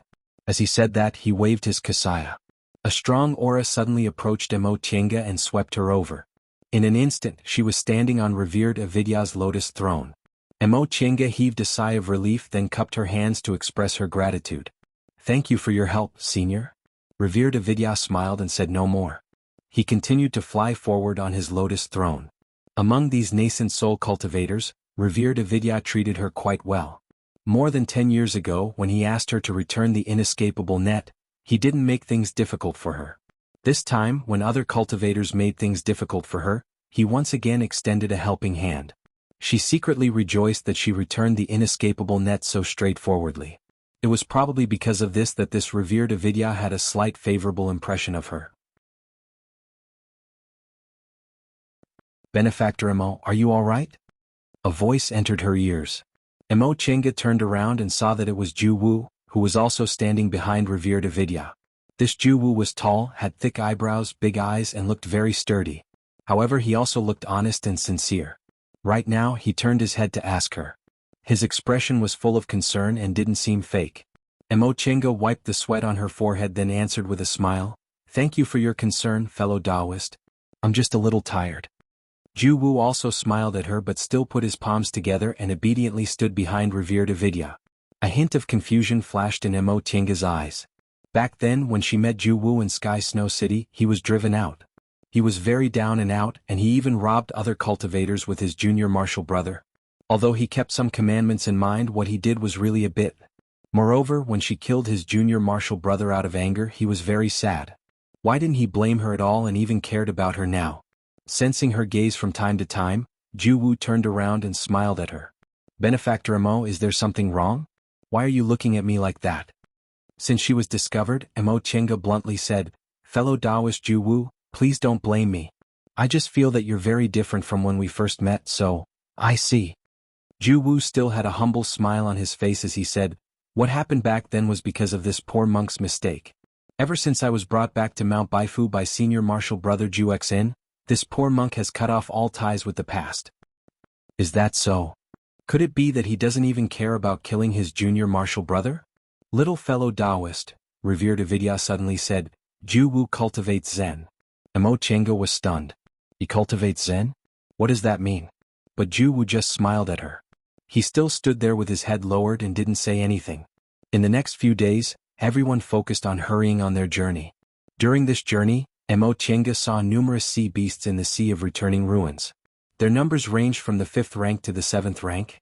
There were even some 8th rank sea beasts once in a while. Fortunately, with so many nascent soul cultivators here, those sea beasts sensed their powerful momentum and flew far away before they could get close. Their journey was almost smooth sailing, and they soon arrived at their destination. Several days later, the group of nascent soul cultivators stopped in the sky above an isolated island in the sea. Looking at the island surrounded by clouds and mist under their feet, someone asked doubtfully, "Senior Martial Brother Yunmu, is this the place?" Emo Chenga also had doubts in her heart. The island under their feet was a bit bigger than One Leaf Island, but it was bare and looked like a stone mountain without the slightest bit of spiritual aura.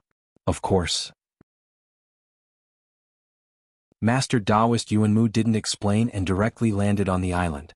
The others also followed him and landed one after another. There were already other cultivators waiting on the island. When they saw the cultivators from the 3 groups, they hurriedly went up to greet them. Emo Chenga glanced at them. Most of these cultivators were in the early stage of the nascent soul realm. They didn't look like they were from any big forces, so they could basically be regarded as extras. The biggest benefits would naturally be divided among the few biggest forces. As for these people, it would depend on their own fated chances.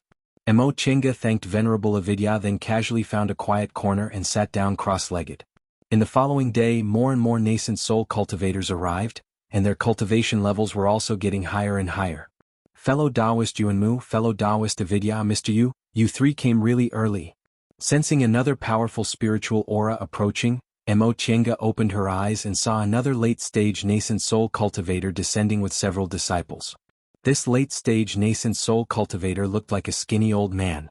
He wore a tattered Taoist robe and held a horsetail whisk, but his voice was full of energy. "So it's fellow Taoist Gua." Master Taoist Yuanmu greeted him with a smile. "This is Taoist Gua from Pufa School." Ling Yunha came to her side and said softly, "Taoist Gua looks unremarkable, but his diamond body refining technique is very good. There are very few people in Yunzhong who can break his body protecting technique." Emo Chenga nodded, indicating she understood. She then turned to Ling Yunha and smiled. "Thank you for telling me, fellow Taoist Ling, you're still hanging out with me. Aren't you afraid of the sect's elders getting angry?" Ling Yunha laughed. "Martial uncles and martial uncles don't care about this. They don't like fellow Taoist Chin because you show off too much and don't give them any face." "Oh," Emo Chenga answered softly. It turned out her attitude was too tough, which made these nascent soul seniors unhappy. Speaking of which, these nascent soul seniors were really narrow-minded. "Fellow Taoist Chin, we've known each other for many years, so I have to remind you. Although you have the Fuxing sword and Senior Fu Yaozi's help, you still have to be careful on this trip. After all, there are too many nascent soul seniors who came this time, and many of them are hot-tempered. Fellow Taoist Chin, you'd better restrain yourself." Hearing Ling Yunha's advice, Emo Chenga smiled and thanked him sincerely. "Thank you, fellow Taoist Ling. I understand." Seeing that she listened to his advice, Ling Yunha smiled and seemed to be relieved. "By the way, fellow Taoist Ling, did the master of the Heavenly Devil Tower also find a master?" Ling Yunha nodded. "Yes. If not, how could he let us make the sacred objects recognize him as master?" Emo Chenga thought about it and agreed. They were the ones who paid the most attention to the mysterious space in the Sea of Returning Ruins. Since they came here, they must have confirmed that the 5 sacred objects recognized them as masters and could open the space. Who got the Heavenly Devil Tower? This question made Ling Yunha hesitate for a moment. In the end he said, "Fellow Taoist Chin will know soon."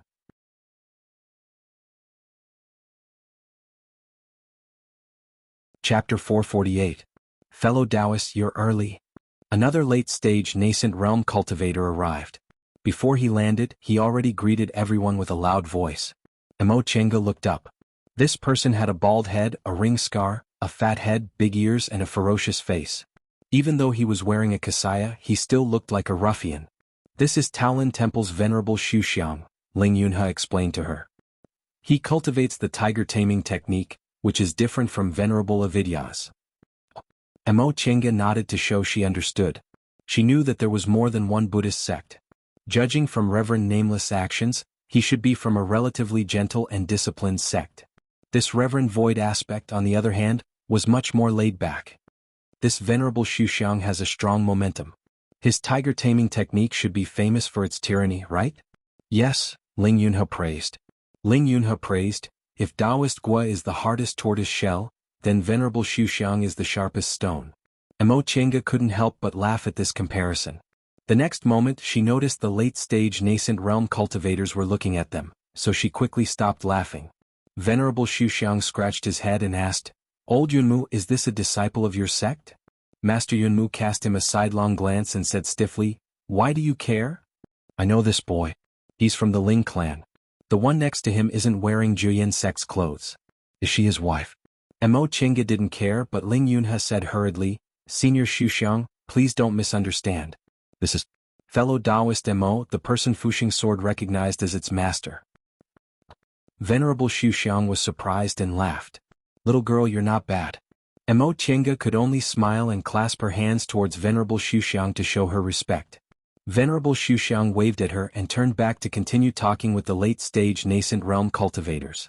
After a while, a strong devil aura fluctuation came from the sky. Mo Chenga was shocked when she looked up. This person was obviously a devil cultivator. Judging from his momentum, he was probably a late-stage nascent realm cultivator. This person was covered in a cloak and looked like a devil cultivator. Behind him were two tall refined corpses. They were both in the early stage of the nascent soul realm. "This is Yuing City Lord, Yuing Demon Lord," Ling Yunhe said. "Among the three great demon monarchs of the diabolism, Demon Monarch Yuing is the most mysterious. No one has ever seen what he looks like, and the two refined corpses beside him are also famous. Ordinary nascent soul cultivators are no match for them. In terms of strength, even our sect's Uncle Master Yuan Mu might not be able to defeat him. Late nascent soul cultivation level and two refined corpses in the early stage of the nascent soul realm." Mo Chenga said with a sigh, "Aren't they three people in one?" Ling Yunhe smiled.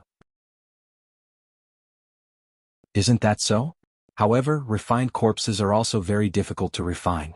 It's not much easier than feeding spirit beasts. Being able to cultivate a refined corpse to the nascent soul stage is also a form of strength. It has been many years since we last met. Fellow Yu Ying's cultivation has improved again." Seeing Yu Ying City Lord, Venerable Su Xiang said in a strange tone.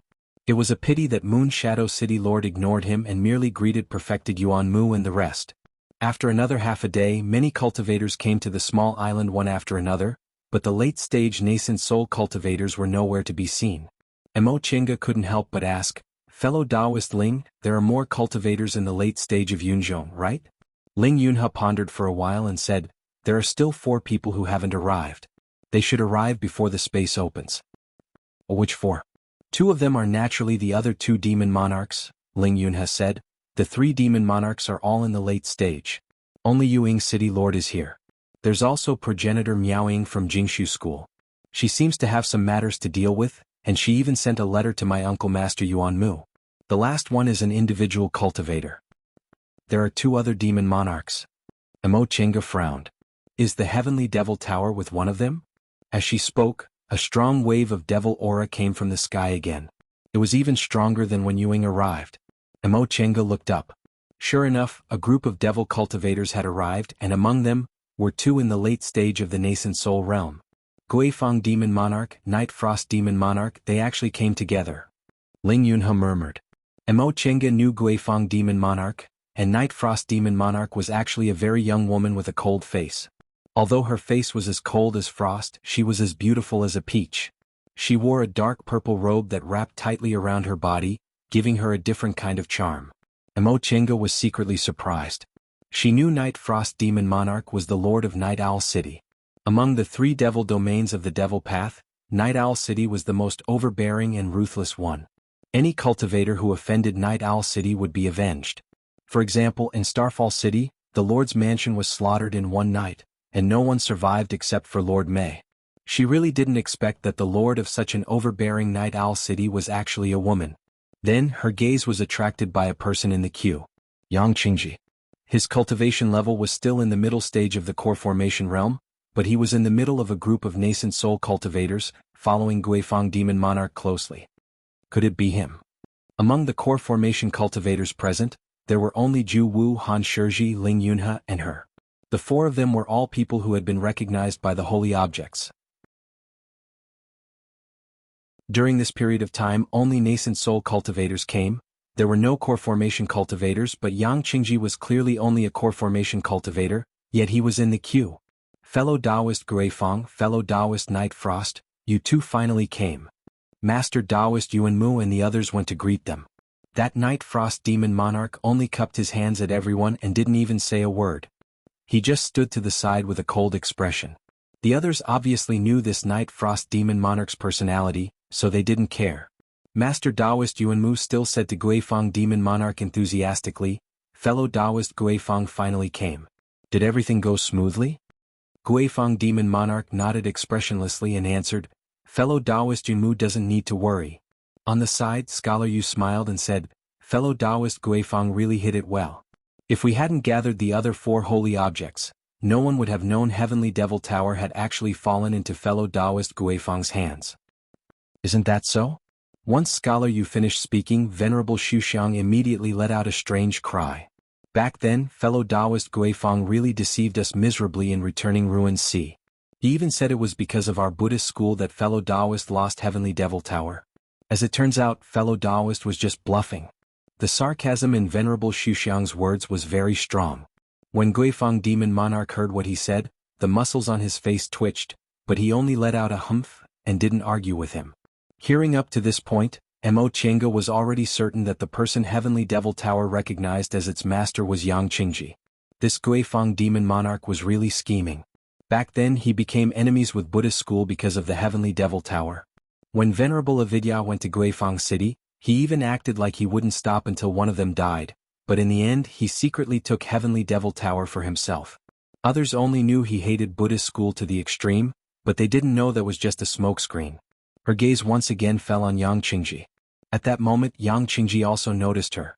After a moment of hesitation, he raised his hand towards her.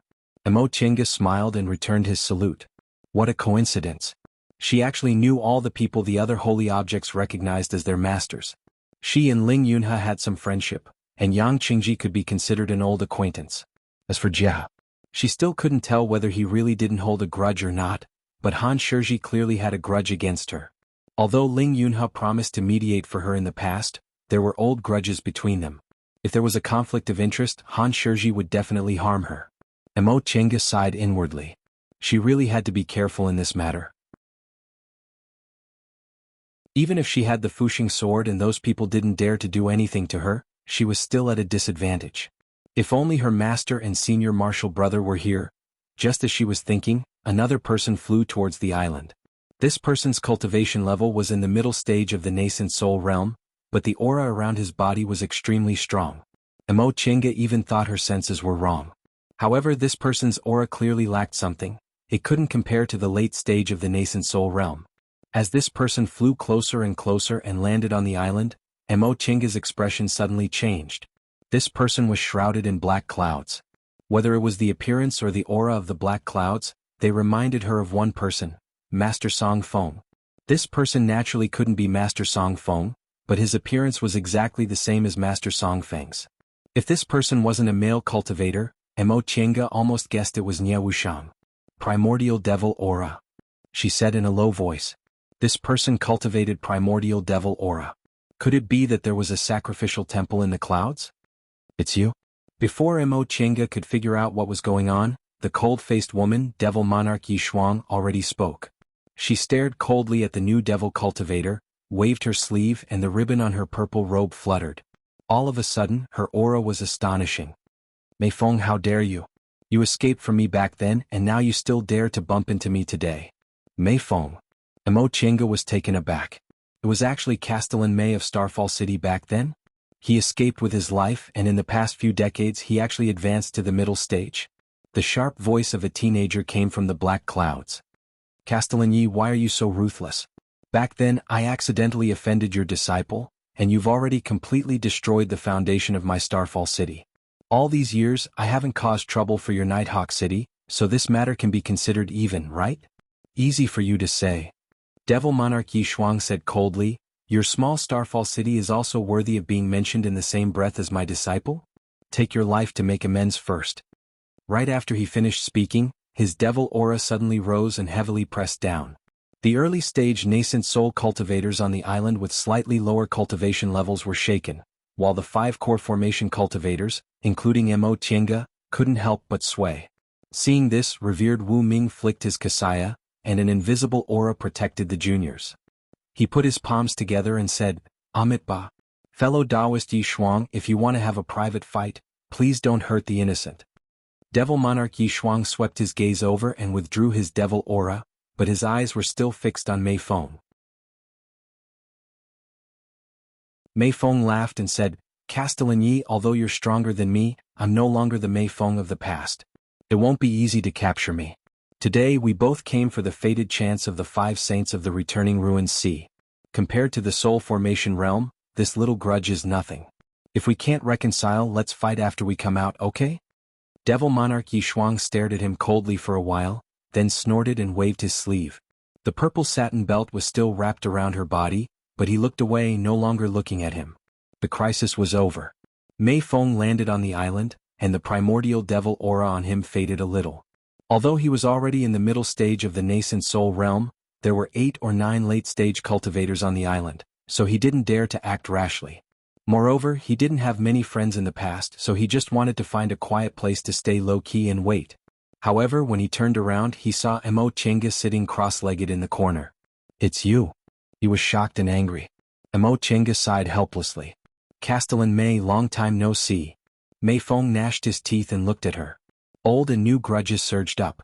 The primordial devil he painstakingly cultivated was swallowed by someone else, the Starfall City he painstakingly built for many years was destroyed, and he fled in panic like a stray dog. He didn't really hate Devil Monarch Yi Shuang because she was strong and he accidentally offended her.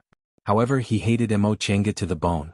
If it weren't for this junior, his primordial devil wouldn't have been eaten by someone else.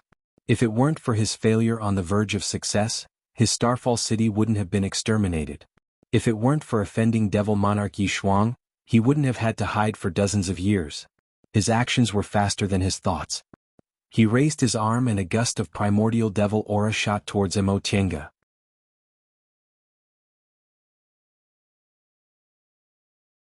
Chapter 449. The nascent soul cultivators didn't expect that Mei Feng would suddenly attack Mo Chenga. Mo Chenga chose a relatively remote corner with only Ling Yunhe by her side. In the blink of an eye, the primordial devil aura had reached Mo Chenga's face. Whoosh! Mo Chenga opened the heaven and earth fan and blocked in front of her. At the same time, the art of primordial devil aura and the white silk handkerchief turned into mist and surrounded her body. Even so, Mo Chenga was still sent flying in the next moment. Fortunately, after several years of training by Fu Yaozi, her strength had increased greatly, so she could withstand the hasty attack of a nascent soul cultivator. Moreover, almost all of her magic treasures had the effect of restraining devil chi, so even though she was repelled, she didn't suffer too serious injuries. Mei Feng immediately chased after her aggressively.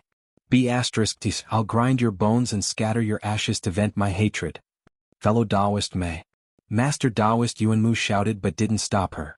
He saw Mo Chenga's means just now. This junior was indeed skilled. At least she could resist for a few breaths. He had been angered by Mo Chenga several times before, so he decided to save her after she suffered a bit. With his cultivation level, he could save her before she died. Mo Chenga didn't have much time to think. She tiptoed and soared into the air. Light flashed in her hands and several high-level talismans were slapped on her body without hesitation.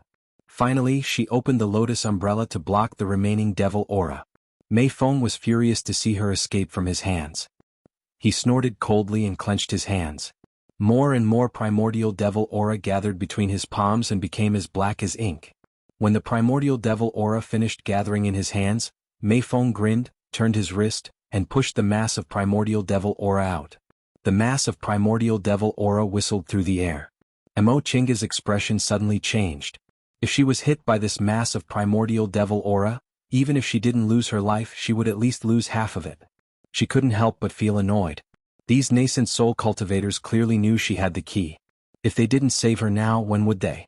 Although she hated these people, she did not wait for death. She pressed her wrist and a golden light shot out from her arm, pouring into the lotus umbrella. The umbrella suddenly lit up, and at the same time she quickly fell down. You want to escape like this? Mei Feng sneered and waved his sleeve. Primordial devil aura immediately chased after her. The intermediate stage of the original level. Even though she has been under Fu Yaozi's guidance for many years and her capabilities have greatly increased and her cultivation level has reached the peak of the original level, this was still a gap she could not make up for. Sensing that the mass of primordial devil aura was getting closer and closer, Mo Chinga secretly clenched her teeth. She could only hold the lotus elemental umbrella tightly and use the heaven and earth fan in front of her to block it. If these old farts didn't attack, they wouldn't be able to open it. Amit Ba. A chant of Buddha's name resounded like a huge bell. Mo Chinga felt a warm sensation on her body as a golden light enveloped her. At the same time, she heard the clear sound of a sharp weapon, and a figure swept over like lightning, blocking in front of her. Boom! The approaching mass of prime devil chi collided with a beam of red light. In an instant, the spiritual energy on the island surged and the weather changed. When the light dissipated, Mo Dong Mountain was stunned. She stood there in a daze, letting the wind caused by the fierce aura fluctuations tear her around. She loosened her grip and the lotus umbrella fell. You. After a long time, she found her voice and grabbed the sleeve of the person in front of her. The next moment, she hurriedly rubbed her eyes. I'm not seeing things right? Chin, she sighed and pulled her hand away. You said you could take care of yourself. You've been gone for more than 50 years without any news. As soon as I saw you, you were fighting with your life. How did you take care of yourself? His voice carried a hint of complaint, but it was also full of concern.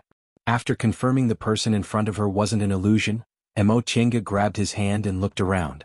She wanted to say something, but after a long time she only said, how did you become like this? She knew the pure yang technique could also preserve one's appearance. For so many years, his appearance had been maintained at the age of 23 or 24. Although the person in front of her wasn't old, he was obviously a few years older. There was even white hair on his head. What the hell happened? Seeing her appearance made Chin-shi laugh. He gently patted her head and said, I'll tell you later. Mo Chinga regained her composure. She thought about the situation in front of her, took a deep breath and suppressed her excitement. Although she was full of questions, didn't understand why he suddenly appeared here, didn't know how he found her, and didn't know what happened to him, she was sure he was real. These things could be asked in detail later. Fellow Taoist. Upon seeing Chin-shi, Master Taoist Yuanmu narrowed his eyes and looked up at Progenitor Miaoying, full of questions. Progenitor Miaoying was a dignified Taoist nun in her 30s. She wore a plain Taoist robe and held a horsetail whisk in her hand. She always had a smile on her face, looking very friendly and kind. Fellow Taoist Yuanmu, fellow Taoists, I'm late. Please forgive me. She slightly lowered her head and saluted everyone. Junior Martial Sister Miaoying, there's no need to be so polite between us. Master Taoist Yuanmu greeted her with a smile. It's not time yet, so I'm not late. The others also greeted her one after another. Even Venerable Xu Xiang, who had a bad temper, smiled at her. Could be seen that this Progenitor Miaoying was very popular. When they finished greeting each other, Master Taoist Yuanmu asked, Junior Martial Sister Miaoying, is this fellow Taoist your friend? Seeing his vigilant gaze, Progenitor Miaoying smiled and said, Yes, I met this fellow Taoist Qin not long ago and we had a pleasant conversation. Fellow Taoist Qin happened to come to the Sea of Returning Ruins to look for someone, so I invited him to come with me. As she spoke, she winked and sent a voice transmission. Fellow Taoist Yuanmu, although this fellow Taoist Qin is only in the middle stage of the nascent soul realm, his strength can't be underestimated. I'm afraid he's not weaker than late-stage cultivators like us. Upon hearing this, Master Taoist Yuanmu looked at Qin-shi with something else in his eyes. He also asked via voice transmission, Junior Martial Sister, do you know this person's background? Is this the person he's looking for? Master Taoist Yuanmu's reaction confused Miaoying, so she replied, It seems so. This fellow Taoist Qin is said to be from the outer endless sea. A celestial pole cultivator? Progenitor Miaoying paused for a moment before nodding. Probably. At that moment, Qin Shi was confronting Mei Feng. Mei Feng stood there vigilantly, staring coldly at Qin Shi. Just now, when his mass of primordial devil aura was about to hit her, revered Avidya acted and used his golden bell shield to protect her. However, this new middle-stage nascent soul cultivator suddenly appeared and blocked his mass of primordial devil aura for her. This surprised Mei Feng and made him vigilant. He was surprised that there were actually two nascent soul cultivators who stood up for this stinky girl. Could it be that there was some kind of relationship between them? He was vigilant because in the past 50 years, he had been hiding and painstakingly cultivating only to reach the middle stage of the primordial devil art. He believed his primordial devil aura couldn't be resisted by cultivators in the same realm as him. However, this new cultivator, who was clearly in the middle stage of the nascent soul realm like him, was able to scatter his mass of primordial devil aura with just a magic weapon. He had never seen this cultivator before. "Who are you, Your Excellency?" Mei Feng said in a deep voice. "Let me give you a piece of advice. This woman and I have an irreconcilable hatred. Your Excellency, it's better if you don't intervene." Qin Shi curled his lips into a contemptuous smile. "What if I insist on intervening?" Mei Feng's expression darkened and he said gloomily, "Then I'll have to compare notes with you." Qin Shi waved his sleeves. The three young real fire swords circled above his head. He sneered and said, "Why would I need to compare notes? It's better to fight with my life." "You?" Mei Feng's expression suddenly changed. If he still couldn't see the relationship between this cultivator and that bitch, he would be blind. However, this person's attitude made him unhappy and puzzled. An unknown cultivator actually dared to threaten him. The mysterious space was about to open, but this person was so reckless and wanted to fight with him with his life for a woman. "Fellow Taoist Mei." Master Taoist Yuan Mu called out. He looked at Mei Feng and said faintly, "I advise you to stop." "Fellow Taoist Yuan Mu." Mei Feng was stunned when he heard Master Taoist Yuan Mu's words, then he said, "She's just a core formation junior and not a disciple of Juyin sect. Why are you protecting her?" Master Taoist Yuan Mu's expression was calm but inadvertently cold. He was the top cultivator in Yunzhong and also the head Grand Supreme Elder of Juyin sect. He was someone who could shake the cultivation world in Yunzhong with a stomp of his foot. Mei Feng was just an ordinary early-stage nascent soul devil cultivator before. Even though he had advanced to the middle stage now and his strength was quite extraordinary, he still didn't care about him. "Fellow Taoist Mei, didn't you ask clearly before you did something? This little friend Emo is the person the Fuxing sword has recognized as its master. If you kill her, not only will we all come here in vain, but the mysterious space and sea of returning ruins will never appear again." When Mei Feng heard this, he was shocked. "What? Fellow Taoist Yuan Mu is right." Revered Avidya smiled and said, "Therefore, fellow Taoist Mei, we absolutely won't watch you kill this little friend." Mei Feng had to believe what the two late-stage nascent soul cultivators said. His expression kept changing. One moment, he glared fiercely at her, the next moment, he looked hesitant. In the end, he clenched his teeth and snorted coldly. "That being the case, I'll let you live for a while longer." Master Taoist Yuan Mu and revered Avidya were very satisfied with what Mei Feng said. Compared to the mysterious space and sea of returning ruins, what was a small core formation cultivator? No matter how big their hatred was, it couldn't compare to a fated chance in the deification realm. Unfortunately, they weren't satisfied for long. Qin Shi said coldly, "Your Excellency, do you want to retreat unscathed?" Mei Feng was stunned, then anger appeared on his face. "I don't care anymore, so what else do you want? You're just a core formation female cultivator. Do you really want to fight me to the death?" Qin Shi stared at him and said coldly, "Unfortunately, the core formation female cultivator you mentioned is my Dao companion.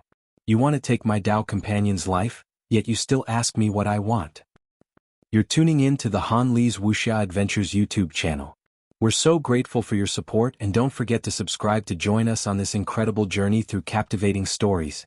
Your generosity through donations truly makes a world of difference, as it's the primary source of revenue that allows me to expand and enhance this channel for you.